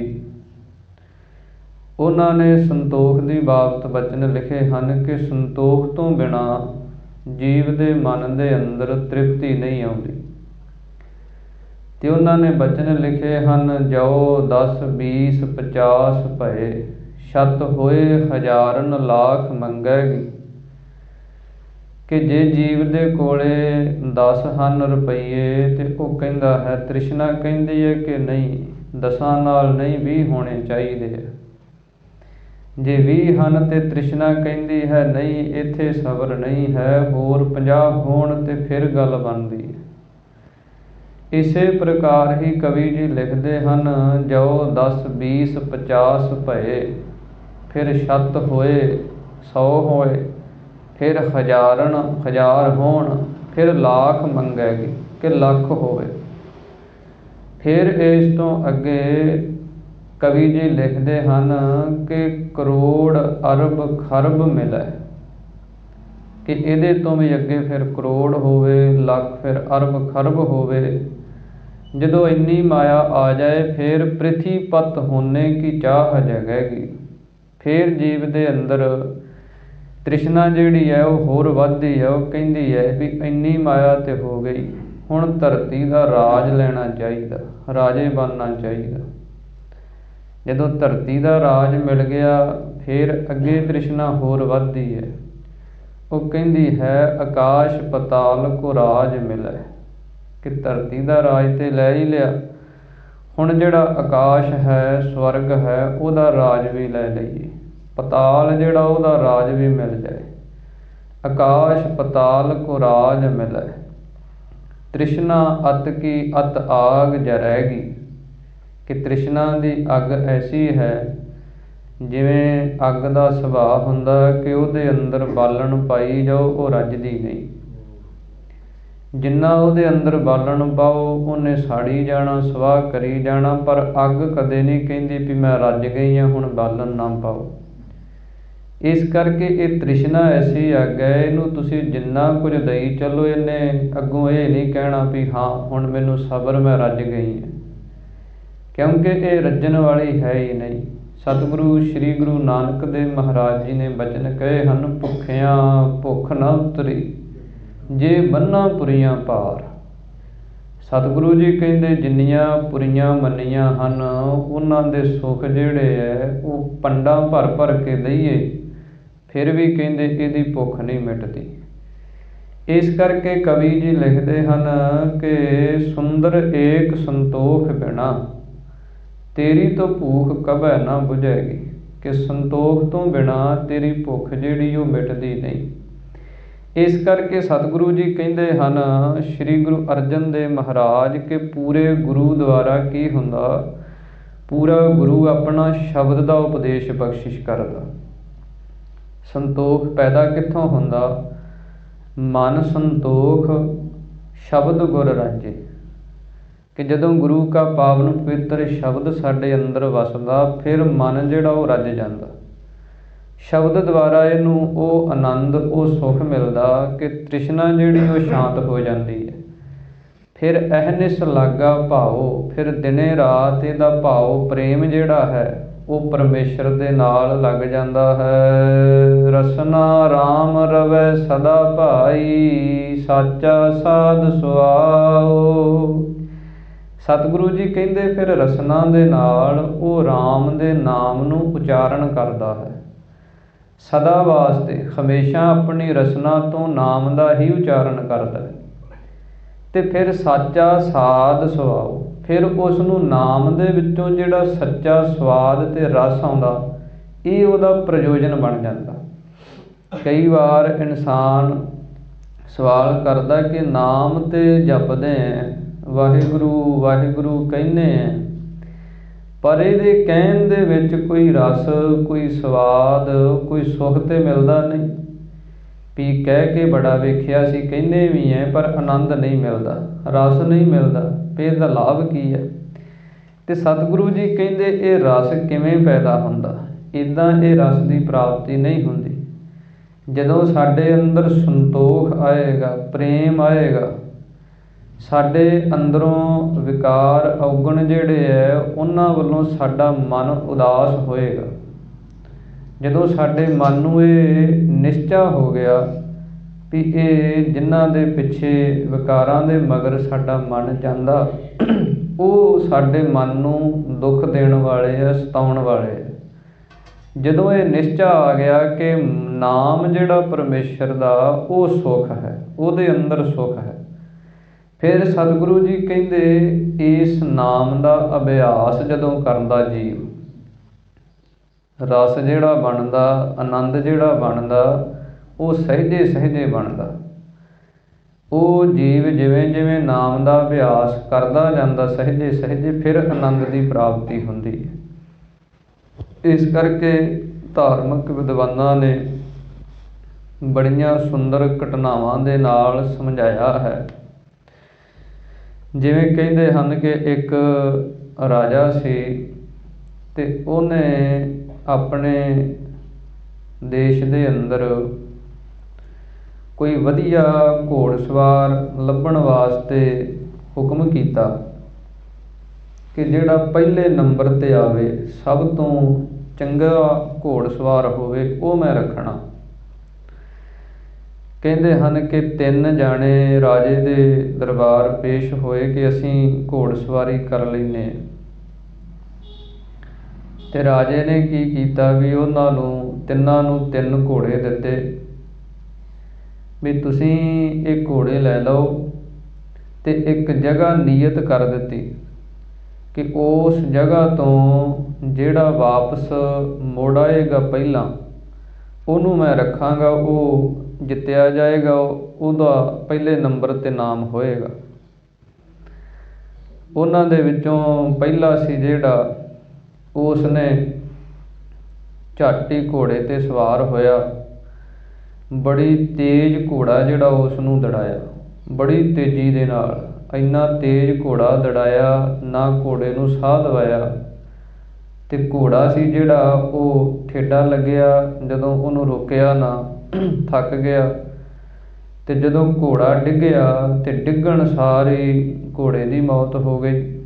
ਤੇ ਉਹ ਆਪ ਸੀ ਜਿਹੜਾ, ਉਹਦੇ ਵੀ ਸੱਟਾਂ ਵੱਜੀਆਂ, ਬੜਾ ਦੁਖੀ ਹੋਇਆ। ਦੂਸਰਾ ਜਿਹੜਾ ਸੀ, ਉਹਨੇ ਆਖਿਆ ਵੀ ਸਫ਼ਰ ਬਹੁਤ ਲੰਮਾ, ਵੀ ਆਪਾਂ ਪਹਿਲਾਂ ਘੋੜੇ ਨੂੰ ਤੰਦਰੁਸਤ ਕਰੀਏ। ਪਹਿਲਾਂ ਘੋੜੇ ਨੂੰ ਉਹਦੀ ਸੇਵਾ ਕੀਤੀ, ਘੋੜੇ ਦੀ ਨਿਹਾਰੀਆਂ ਦਿੱਤੀਆਂ, ਉਹਦੀ ਚੰਗੀ ਤਰ੍ਹਾਂ ਸੇਵਾ ਕਰਦਾ ਰਿਹਾ। ਤੇ ਜਿਹੜੇ ਰਾਜੇ ਨੇ ਦਿਨ ਦਿੱਤੇ ਸੀ ਵੀ ਇੰਨੇ ਦਿਨਾਂ 'ਚ ਇਹ ਕੰਮ ਹੋਣਾ ਚਾਹੀਦਾ, ਉਹ ਦਿਨ ਉਹਦੇ ਲੰਘ ਗਏ। ਉਹ ਘੋੜੇ ਦੀ ਸੇਵਾ 'ਤੇ ਲੱਗਿਆ ਰਿਹਾ, ਤੁਰਿਆ ਹੀ ਨਹੀਂ ਉੱਥੋਂ। ਤੀਸਰਾ ਸੀ ਜਿਹੜਾ, ਉਹਨੇ ਸਭ ਤੋਂ ਪਹਿਲਾਂ ਸਫ਼ਰ ਵੇਖਿਆ ਵੀ ਕਿੰਨਾ ਕੁ ਹੈ। ਫਿਰ ਉਸ ਨੇ ਘੋੜੇ ਦੀ ਰਫ਼ਤਾਰ ਵੇਖੀ ਵੀ ਇਹ ਕਿੰਨਾ ਕੁ ਚੱਲ ਸਕਦਾ। ਫਿਰ ਉਹਨੇ ਘੋੜੇ ਦੀ ਖੁਰਾਕ ਵੇਖੀ। ਫਿਰ ਆਪਣੇ ਸਰੀਰ ਦਾ ਉਹਨੇ ਵੇਖਿਆ ਵੀ ਕਿੰਨਾ ਕੁ ਸਫ਼ਰ ਕਰ ਸਕਦਾ। ਉਹਨੇ ਪੂਰਾ ਟਾਈਮ ਟੇਬਲ ਬਣਾ ਕੇ ਜਿੰਨਾ ਸਮਾਂ ਘੋੜਾ ਚੱਲ ਸਕਦਾ ਸੀ ਚੱਲਿਆ ਕਰੇ, ਫਿਰ ਉਸ ਨੂੰ ਆਰਾਮ ਦਵਾਇਆ ਕਰੇ, ਆਪ ਆਰਾਮ ਕਰਿਆ ਕਰੇ। ਤੇ ਸੁੱਖ ਦੇ ਨਾਲ ਉਹ ਮੰਜ਼ਿਲ 'ਤੇ ਪਹੁੰਚ ਕੇ ਰਾਜੇ ਦੇ ਵਾਪਸ ਪੇਸ਼ ਹੋ ਗਿਆ। ਜਦੋਂ ਰਾਜੇ ਨੇ ਆਖਿਆ ਵੀ ਬਾਕੀ ਦੇ ਵੀ ਆਏ ਨਹੀਂ, ਉਹਨਾਂ ਨੂੰ ਉਡੀਕਿਆ ਜਾਵੇ। ਜਦੋਂ ਬਾਕੀ ਦੇ ਵੀ ਆ ਗਏ ਤੇ ਰਾਜੇ ਨੇ ਪੁੱਛਿਆ ਪਹਿਲੇ ਨੂੰ ਵੀ ਤੂੰ ਦੱਸ। ਉਹ ਕਹਿੰਦਾ ਜੀ ਘੋੜਾ ਸੀ ਜਿਹੜਾ, ਉਹ ਤੇ ਰਸਤੇ ਦੇ ਵਿੱਚ ਹੀ ਚੜ੍ਹਾਈ ਕਰ ਗਿਆ, ਕਿਉਂਕਿ ਮੈਂ ਤੇਜ਼ ਬਹੁਤ ਗਿਆ, ਰੁਕਿਆ ਹੀ ਨਹੀਂ ਕਿਤੇ। ਰਾਜਾ ਕਹਿਣ ਲੱਗਿਆ ਵੀ ਨਹੀਂ, ਤੂੰ ਤੇ ਘੋੜਾ ਵੀ ਮਾਰ ਦਿੱਤਾ, ਆਪ ਵੀ ਸੱਟਾਂ ਖਾਧੀਆਂ, ਤੂੰ ਅਸਲੀ ਘੋੜਸਵਾਰ ਨਹੀਂ। ਦੂਸਰਾ ਸੀ ਜਿਹੜਾ, ਉਹਨੂੰ ਪੁੱਛਿਆ ਵੀ ਤੂੰ ਦੱਸ। ਉਹ ਕਹਿਣ ਲੱਗਿਆ ਜੀ ਮੈਂ ਤੇ ਇਹਦੀ ਸੇਵਾ ਕਰਦਾ ਰਿਹਾ ਵੀ ਇਹਨੂੰ ਤੰਦਰੁਸਤ ਕਰ ਲਈਏ, ਚੰਗੀ ਤਰ੍ਹਾਂ ਇਹਨੂੰ ਖੁਰਾਕ ਚਾਰ ਲਈਏ, ਫਿਰ ਤੁਰਾਂਗੇ। ਉਹ ਦਿਨ ਪੂਰੇ ਹੋ ਗਏ। ਰਾਜਾ ਕਹਿਣ ਲੱਗਿਆ ਵੀ ਨਹੀਂ, ਤੂੰ ਵੀ ਦਲਿੱਦਰੀ ਬਣਿਆ, ਤੂੰ ਵੀ ਤੁਰਿਆ ਹੀ ਨਹੀਂ ਤੇ ਮੰਜ਼ਿਲ 'ਤੇ ਕਿੱਥੋਂ ਪਹੁੰਚੇਗਾ। ਤੀਸਰਾ ਸੀ ਜਿਹੜਾ ਉਹਨੂੰ ਰਾਜੇ ਨੇ ਇਨਾਮ ਦਿੱਤਾ ਵੀ ਹਾਂ ਤੈਨੂੰ ਮੈਂ ਰੱਖਾਂਗਾ, ਤੂੰ ਅਸਲੀ ਘੋੜ ਸਵਾਰ ਹੈ। ਇਸ ਘਟਨਾ ਦੇ ਪਿੱਛੇ ਉਪਦੇਸ਼ ਕੀ ਹੈ ਕਿ ਉਹ ਪਰਮਾਤਮਾ ਪਰਮੇਸ਼ਰ ਵਾਹਿਗੁਰੂ ਇੱਕ ਰਾਜਾ ਹੈ। ਉਹਨੇ ਸਾਨੂੰ ਇਹ ਸਰੀਰ ਬਖਸ਼ੇ ਹੈ, ਘੋੜੇ ਹੈ ਜਿਨ੍ਹਾਂ 'ਤੇ ਆਪਾਂ ਸਫ਼ਰ ਕਰ ਰਹੇ ਹਾਂ ਜ਼ਿੰਦਗੀ ਦਾ, ਜਿਨ੍ਹਾਂ 'ਤੇ ਆਪਾਂ ਯਾਤਰਾ ਕਰ ਰਹੇ ਹਾਂ। ਸਾਡੀ ਜਿੰਦ ਜਾਨ ਜਿਹੜੀ ਉਹ ਸਵਾਰੀ ਕਰ ਰਹੀ ਹੈ ਇਸ ਘੋੜੇ ਦੇ ਉੱਤੇ। ਪਰ ਸਤਿਗੁਰੂ ਜੀ ਕਹਿੰਦੇ ਨਾਮ ਦਾ ਸਵਾਦ, ਨਾਮ ਦਾ ਰਸ, ਉਹ ਅਸਲੀ ਮੰਜ਼ਿਲ 'ਤੇ ਪਹੁੰਚਦਾ ਕੌਣ ਹੈ। ਇੱਕ ਤੇ ਸੰਸਾਰ ਦੇ ਅੰਦਰ ਐਸੀ ਮਾਇਆ ਦੀ ਦੌੜ ਲਾਉਂਦੇ ਹੈ, ਐਸੀ ਰਫਤਾਰ ਦੇ ਨਾਲ ਭੱਜਦੇ ਹੈ ਮਾਇਆ ਦੇ ਮਗਰ। ਇਹ ਸਰੀਰ ਸੀ ਜਿਹੜਾ ਇਹਨੂੰ ਵੀ ਰੋਗੀ ਕਰ ਲੈਂਦੇ। ਮਨ ਸੀ ਜਿਹੜਾ ਉਹ ਤੇ ਦੁਖੀ ਹੋਣਾ ਹੀ ਹੋਣਾ, ਤੇ ਨਾ ਇਹ ਸਰੀਰ ਸੀ ਜਿਹੜਾ ਇਹਦੇ ਤੋਂ ਕੋਈ ਲਾਭ ਲਿਆ, ਇਹ ਵੀ ਰੋਗੀ ਕਰ ਲਿਆ। ਮਨ ਸੀ ਜਿਹੜਾ ਉਹ ਵੀ ਦੁਖੀ ਕਰ ਲਿਆ, ਉਹ ਮੰਜ਼ਿਲ 'ਤੇ ਨਹੀਂ ਪਹੁੰਚੇ। ਦੂਸਰੇ ਨੰਬਰ 'ਤੇ ਉਹ ਜੀਵ ਹਨ ਜਿਹੜੇ ਇਸ ਸਰੀਰ ਦੀ ਸੇਵਾ ਦੇ ਵਿੱਚ ਹੀ ਲੱਗ ਗਏ ਕਿ ਸਰੀਰ ਨੂੰ ਚੰਗੇ ਤਰੀਕੇ ਦੇ ਨਾਲ ਸਵਾਰੋ, ਇਹਦੀ ਸੇਵਾ ਕਰੋ, ਇਹਨੂੰ ਕੋਈ ਰੋਗ ਨਾ ਲੱਗ ਜਾਏ, ਚੰਗੀਆਂ ਖੁਰਾਕਾਂ ਇਹਨੂੰ ਦਿਓ, ਇਹਦੀ ਪਾਲਣਾ ਪੋਸ਼ਣਾ ਦੇ ਵਿੱਚ ਹੀ ਲੱਗੇ ਰਹੇ। ਇਸ ਸਰੀਰ ਦੀ ਸਾਂਭ ਸੰਭਾਲ ਦੇ ਵਿੱਚ ਹੀ ਜ਼ਿੰਦਗੀ ਲੰਘ ਗਈ। ਉੱਧਰਲੇ ਪਾਸੇ ਤੁਰੇ ਹੀ ਨਹੀਂ, ਖਿਆਲ ਹੀ ਨਹੀਂ ਆਇਆ ਉਸ ਪਾਸੇ ਦਾ, ਕਿਉਂਕਿ ਜਿੰਨਾ ਸਰੀਰ ਨੂੰ ਸੁਖੀ ਕਰੀ ਗਏ ਓਨਾ ਮਨ ਆਲਸੀ ਬਣਦਾ ਗਿਆ। ਜਿੰਨਾ ਸਾਡਾ ਸਰੀਰ ਸੁੱਖਾਂ ਦੇ ਵਿੱਚ ਪੈਂਦਾ ਜਾਂਦਾ ਓਨਾ ਹੀ ਸਾਡਾ ਮਨ ਜਿਹੜਾ ਉਹ ਦਲਿੱਦਰੀ ਅਤੇ ਆਲਸੀ ਬਣਦਾ ਜਾਂਦਾ। ਇਹਦੇ ਅੰਦਰੋਂ ਉੱਦਮ ਜਿਹੜਾ ਉਹ ਖਤਮ ਹੁੰਦਾ ਜਾਂਦਾ। ਅਤੇ ਨਾਮ ਜਿਹੜਾ, ਬੰਦਗੀ ਜਿਹੜੀ ਹੈ ਉੱਦਮ ਦੇ ਨਾਲ ਹੁੰਦੀ ਹੈ। ਉੱਦਮ ਕਰਿੰਦਿਆਂ ਜੀਓ ਤੂੰ, ਸਤਿਗੁਰੂ ਜੀ ਕਹਿੰਦੇ ਉੱਦਮ ਕਰਨ ਦੇ ਨਾਲ। ਸਗਲ ਉੱਦਮ ਮਹਿ ਉੱਦਮ ਭਲਾ, ਹਰਿ ਕਾ ਨਾਮ ਜਪਹੁ ਜੀ ਸਦਾ। ਸਤਿਗੁਰੂ ਜੀ ਕਹਿੰਦੇ ਜਿਹੜਾ ਉੱਦਮ ਕਰਕੇ ਬੰਦਗੀ ਕਰਦਾ। ਤੀਸਰੇ ਨੰਬਰ 'ਤੇ ਉਹ ਜੀਵ ਹਨ ਜਿਹੜੇ ਇਹ ਸਰੀਰ ਦੀ ਲੋੜ ਅਨੁਸਾਰ, ਕਿ ਜਿੰਨੀ ਕੁ ਇਸ ਨੂੰ ਖੁਰਾਕ ਦੀ ਲੋੜ ਹੈ ਉਨੀ ਕੁ ਦੇਣੀ, ਜਿਹਦੇ ਨਾਲ ਇਹ ਸਰੀਰ ਤੰਦਰੁਸਤ ਰਹੇ। ਫਿਰ ਜਿੰਨੀ ਕੁ ਇਸ ਨੂੰ ਨੀਂਦ ਦੀ ਲੋੜ ਹੈ ਉਹ ਪੂਰੀ ਕਰਨੀ। ਫਿਰ ਇਸੇ ਪ੍ਰਕਾਰ ਜਿਹੜੀਆਂ ਚੀਜ਼ਾਂ ਦੀ ਲੋੜ ਹੈ ਸਰੀਰ ਨੂੰ ਉਹ ਦੇਣੀਆਂ। ਅਤੇ ਮਨ ਜਿਹੜਾ ਉਹ ਭਜਨ ਵਾਲੇ ਪਾਸੇ ਲਾਉਣਾ, ਮਨ ਜਿਹੜਾ ਉਹ ਬੰਦਗੀ ਵਾਲੇ ਪਾਸੇ ਲਾਉਣਾ। ਇਹ ਸਹਿਜ ਦਾ ਮਾਰਗ ਸ਼੍ਰੀ ਗੁਰੂ ਨਾਨਕ ਦੇਵ ਮਹਾਰਾਜ ਜੀ ਨੇ ਸਾਨੂੰ ਬਖਸ਼ਿਸ਼ ਕੀਤਾ। ਸਹਿਜ ਸਹਿਜ ਗੁਣ ਰਵੈ ਕਬੀਰਾ। ਇਹ ਸਹਿਜ ਦਾ ਮਾਰਗ ਹੈ, ਗੁਰਮਤਿ ਦਾ ਮਾਰਗ ਹੈ ਜਿਹੜਾ। ਇਹਦੇ ਅੰਦਰ ਨਾ ਹਠ ਹੈ, ਨਾ ਇਹਦੇ ਅੰਦਰ ਤੇਜ਼ੀ ਹੈ, ਨਾ ਇਹਦੇ ਅੰਦਰ ਯੋਗ ਦਾ ਕੋਈ ਕਰਮ ਹੈ। ਇਹ ਤੇ ਸ਼ਾਂਤੀ ਦੇ ਨਾਲ, ਸਹਿਜ ਦੇ ਨਾਲ ਚੱਲਣ ਵਾਲਾ ਮਾਰਗ ਹੈ। ਸਤਿਗੁਰੂ ਜੀ ਕਹਿੰਦੇ ਫਿਰ ਜਿਹੜਾ ਸਹਿਜ ਦੇ ਨਾਲ, ਸ਼ਾਂਤੀ ਦੇ ਨਾਲ ਇਸ ਨਾਮ ਦੇ ਵਿੱਚ ਜੁੜਦਾ ਹੈ ਉਹਨੂੰ ਸਤਿਗੁਰੂ ਜੀ ਕਹਿੰਦੇ ਸਾਚਾ ਸਾਧ ਸੁਭਾਉ। ਫਿਰ ਨਾਮ ਦਾ ਜਿਹੜਾ ਸੱਚਾ ਸਵਾਦ ਅਤੇ ਰਸ ਹੈ ਉਹਦੀ ਜੀਵ ਨੂੰ ਪ੍ਰਾਪਤੀ ਹੁੰਦੀ ਹੈ। ਕਰਨੀ ਸੁਣ ਸੁਣ ਜੀਵਿਆ ਭਾਈ, ਨਿਹਚਲ ਪਾਇਆ ਥਾਉ। ਸਤਿਗੁਰੂ ਜੀ ਕਹਿੰਦੇ ਫਿਰ ਪਰਮੇਸ਼ਰ ਨੇ ਸਾਨੂੰ ਕੰਨ ਬਖਸ਼ਿਸ਼ ਕੀਤੇ ਆ। ਕੰਨ ਜਿਹੜੇ ਹੈ ਉਹ ਸੁਣ ਸੁਣ ਜੀਵਿਆ ਭਾਈ, ਕਿ ਪਰਮੇਸ਼ਰ ਦਾ ਜਸ ਸੁਣ ਸੁਣ ਕੇ ਉਹ ਜਿਉਂਦੇ ਹੁੰਦੇ। ਕਿਉਂਕਿ ਕੰਨ ਸਾਨੂੰ ਬਖਸ਼ਿਸ਼ ਕੀਤੇ ਹੈ। ਸ਼੍ਰੀ ਗੁਰੂ ਅਮਰਦਾਸ ਮਹਾਰਾਜ ਬਚਨ ਕਰਦੇ ਆ, ਇਹ ਸ਼ਰਵਣਹੁ ਮੇਰਿਓ ਸਾਚੈ ਸੁਣਨੈ ਨੋ ਪਠਾਏ। ਸਾਚੈ ਸੁਣਨੈ ਨੋ ਪਠਾਏ, ਸਰੀਰ ਲਾਏ ਸੁਣਹੁ ਸਤ ਬਾਣੀ। ਜਿਤ ਸੁਣੀ ਮਨ ਤਨ ਹਰਿਆ ਹੋਆ। ਕਿ ਇਹਨਾਂ ਕੰਨਾਂ ਦੁਆਰਾ ਜਦੋਂ ਆਪਾਂ ਪਾਵਨ ਬਾਣੀ ਨੂੰ ਸੁਣਦੇ ਹਾਂ ਫਿਰ ਸਾਡਾ ਮਨ ਅਤੇ ਤਨ ਜਿਹੜਾ ਉਹ ਹਰਿਆ ਹੋ ਜਾਂਦਾ, ਖੁਸ਼ਹਾਲੀ ਦੇ ਵਿੱਚ ਆ ਜਾਂਦਾ। ਇਸ ਕਰਕੇ ਸਤਿਗੁਰੂ ਜੀ ਕਹਿੰਦੇ ਹਨ ਫਿਰ ਉਹ ਕੰਨਾਂ ਦੇ ਨਾਲ ਪ੍ਰਭੂ ਦੀ ਕੀਰਤੀ ਨੂੰ ਸੁਣਦੇ ਹੈ। ਨਿਹਚਲ ਪਾਇਆ ਥਾਉ, ਫਿਰ ਅਚਲ ਜਿਹੜੀ ਥਾਂ ਹੈ ਉਹ ਪ੍ਰਾਪਤ ਹੁੰਦੀ ਹੈ। ਜਿਸ ਜਗ੍ਹਾ 'ਤੇ, ਜਿਸ ਥਾਂ 'ਤੇ ਜਾ ਕੇ ਫਿਰ ਜੀਵ ਦੀ ਅੱਗੇ ਆਉਣ ਅਤੇ ਜਾਣ ਦੀ ਕਿਰਿਆ ਜਿਹੜੀ ਉਹ ਬੰਦ ਹੋ ਜਾਂਦੀ ਹੈ, ਉਹਨੂੰ ਨਿਹਚਲ ਥਾਮ ਕਹਿੰਦੇ ਹੈ। ਜੰਮਣ ਅਤੇ ਮਰਨ ਦਾ ਜਿਹੜਾ ਗੇੜ ਸੀ ਉਹ ਮੁੱਕ ਜਾਂਦਾ। ਉਸ ਪਦਵੀ ਨੂੰ, ਉਸ ਅਵਸਥਾ ਨੂੰ ਜੀਵ ਪ੍ਰਾਪਤ ਕਰ ਲੈਂਦਾ ਹੈ। ਜਿਸ ਪ੍ਰਤੀਤ ਨ ਆਵਈ ਭਾਈ, ਸੋ ਜੀਅੜਾ ਜਲ ਜਾਓ। ਸਤਿਗੁਰੂ ਜੀ ਕਹਿੰਦੇ ਜਿਨ੍ਹਾਂ ਨੂੰ ਐਸੇ ਪ੍ਰਭੂ ਪਰਮੇਸ਼ਰ ਤੇ ਕੋਈ ਪ੍ਰਤੀਤ ਭਰੋਸਾ ਹੀ ਨਹੀਂ ਆਇਆ, ਜਿਹੜਾ ਪ੍ਰਮਾਤਮਾ ਸਾਡੇ ਅੰਦਰ ਸੰਤੋਖ ਦਾ ਗੁਣ ਪੈਦਾ ਕਰਨ ਵਾਲਾ, ਜਿਹੜਾ ਸਾਡੇ ਅਸਲੀ ਰਸ ਨੂੰ ਬਖਸ਼ਣ ਵਾਲਾ, ਜਿਹੜਾ ਸਾਡੇ ਜੀਵਨ ਦੇ ਵਿੱਚ ਖੁਸ਼ੀਆਂ ਖੁਸ਼ਹਾਲੀਆਂ ਲੈ ਕੇ ਆਉਣ ਵਾਲਾ, ਉਸ ਪ੍ਰਭੂ ਪਰਮੇਸ਼ਰ ਤੇ ਜਿਨ੍ਹਾਂ ਦੀ ਪ੍ਰਤੀਤ ਭਰੋਸਾ ਹੀ ਨਹੀਂ ਆਇਆ, ਸੋ ਜੀਅੜਾ ਜਲ ਜਾਓ। ਸਤਿਗੁਰੂ ਜੀ ਕਹਿੰਦੇ ਉਹ ਜਿਹੜਾ ਜੀਵ ਰੂਪੀ ਹਿਰਦਾ ਹੈ ਉਹ ਤੇ ਸੜ ਜਾਣਾ ਚਾਹੀਦਾ ਹੈ। ਉਹਦੇ ਅੰਦਰੋਂ, ਜਿਸ ਹਿਰਦੇ ਦੇ ਅੰਦਰੋਂ ਪਰਮੇਸ਼ਰ ਦਾ ਨਾਮ, ਉਹਦੀ ਸ਼ਰਧਾ, ਪ੍ਰੇਮ, ਭਾਵਨਾ, ਇਹ ਗੁਣ ਨਹੀਂ ਪੈਦਾ ਹੋ ਰਹੇ। ਸਤਿਗੁਰੂ ਜੀ ਕਹਿੰਦੇ ਉਹ ਹਿਰਦਾ ਜਿਹੜਾ ਹੈ ਉਹ ਸੜਿਆ ਹੋਇਆ ਸਮਝੋ, ਜਿਵੇਂ ਸੜੇ ਹੋਏ ਦੇ ਵਿੱਚੋਂ ਕੋਈ ਚੀਜ਼ ਨਹੀਂ ਉੱਗਦੀ। ਇਸੇ ਪ੍ਰਕਾਰ ਹੀ ਸਤਿਗੁਰੂ ਜੀ ਕਹਿੰਦੇ ਉਸ ਹਿਰਦੇ ਦੇ ਵਿੱਚੋਂ ਪਰਮੇਸ਼ਰ ਦਾ ਭਰੋਸਾ, ਨਾਮ ਸਿਮਰਨ ਇਹ ਪੈਦਾ ਨਹੀਂ ਹੁੰਦਾ। ਬਹੁ ਗੁਣ ਮੇਰੇ ਸਾਹਿਬੈ ਭਾਈ, ਹਉ ਤਿਸ ਕੈ ਬਲ ਜਾਓ। ਸਤਿਗੁਰੂ ਜੀ ਅੱਗੇ ਉਚਾਰਨ ਕਰਦੇ ਹਨ, ਹੇ ਭਾਈ ਮੇਰੇ ਸਾਹਿਬ ਪਰਮੇਸ਼ਰ ਦੇ ਵਿੱਚ ਬਹੁ ਗੁਣ, ਬਹੁਤੇ ਗੁਣ ਹਨ, ਕੋਈ ਇੱਕ ਗੁਣ ਨਹੀਂ, ਬੇਅੰਤ ਗੁਣ ਹਨ। ਤੇਰੇ ਕਵਣ ਕਵਣ ਗੁਣ ਕਹਿ ਕਹਿ ਗਾਵਾਂ, ਤੂੰ ਸਾਹਿਬ ਗੁਣੀ ਨਿਧਾਨਾ। ਤੁਮਰੀ ਮਹਿਮਾ ਬਰਨ ਨ ਸਾਕੋ, ਤੂੰ ਠਾਕੁਰ ਊਚ ਭਗਵਾਨਾ। ਸਤਿਗੁਰੂ ਜੀ ਕਹਿੰਦੇ ਪਰਮੇਸ਼ਰ ਦਾ ਕੋਈ ਇੱਕ ਗੁਣ ਨਹੀਂ, ਬੇਅੰਤ ਗੁਣ ਹਨ। ਉਹਦੇ ਗੁਣਾਂ ਦਾ ਕੋਈ ਅੰਤ ਨਹੀਂ ਹੈ। ਬਹੁਤੇ ਗੁਣਾਂ ਵਾਲਾ ਉਹ ਪਰਮੇਸ਼ਰ ਵਾਹਿਗੁਰੂ ਹੈ, ਉਹਦੇ ਤੋਂ ਅਸੀਂ ਬਲਿਹਾਰ ਕੁਰਬਾਨ ਜਾਂਦੇ ਹਾਂ। ਉਹ ਨਿਰਗੁਣਿਆਰੇ ਪਾਲਦਾ ਭਾਈ, ਦੇ ਨਥਾਵੇ ਥਾਓ। ਸਤਿਗੁਰੂ ਜੀ ਕਹਿੰਦੇ ਗੁਣ ਕਿਹੜੇ ਹਨ ਪਰਮੇਸ਼ਰ ਦੇ ਵਿੱਚ ਕਿ ਉਹ ਨਿਰਗੁਣਿਆਰੇ ਪਾਲਦਾ, ਜਿਨ੍ਹਾਂ ਦੇ ਅੰਦਰ ਕੋਈ ਗੁਣ ਨਹੀਂ ਉਹਨਾਂ ਦੀ ਵੀ ਉਹ ਪਾਲਣਾ ਕਰਦਾ। ਇਹ ਗੁਣ ਪਰਮੇਸ਼ਰ ਦੇ ਅੰਦਰ ਹੀ ਹੈ। ਇਨਸਾਨ ਦਾ ਸੁਭਾਅ ਤੇ ਐਸਾ ਹੈ, ਕਿਸੇ ਦਾ ਇੱਕ ਔਗਣ ਵੇਖੇ ਉਹਦੇ ਨਾਲੋਂ ਨਾਤਾ ਤੋੜ ਲੈਂਦਾ, ਉਹਦੇ ਨਾਲੋਂ ਸਾਕ ਸੰਬੰਧ ਤੋੜ ਲੈਂਦਾ, ਉਹਨੂੰ ਕੁਝ ਦੇਣ ਵੱਲੋਂ ਤੋੜ ਲੈਂਦਾ ਕਿ ਇਹਦੇ ਅੰਦਰ ਤੇ ਔਗਣ ਹੈ। ਪਰ ਉਹ ਪਰਮੇਸ਼ਰ ਜਿਹੜਾ ਪਰਮਾਤਮਾ ਹੈ ਉਹਦੇ ਅੰਦਰ ਇਹ ਗੁਣ ਹੈ। ਉਹ ਤੇ ਔਗਣਾਂ ਨੂੰ ਵੇਖਦਿਆਂ ਹੋਇਆਂ ਵੀ ਉਹਦੀ ਪਾਲਣਾ ਕਰਦਾ, ਉਹਦਾ ਸੁਭਾਅ ਹੈ।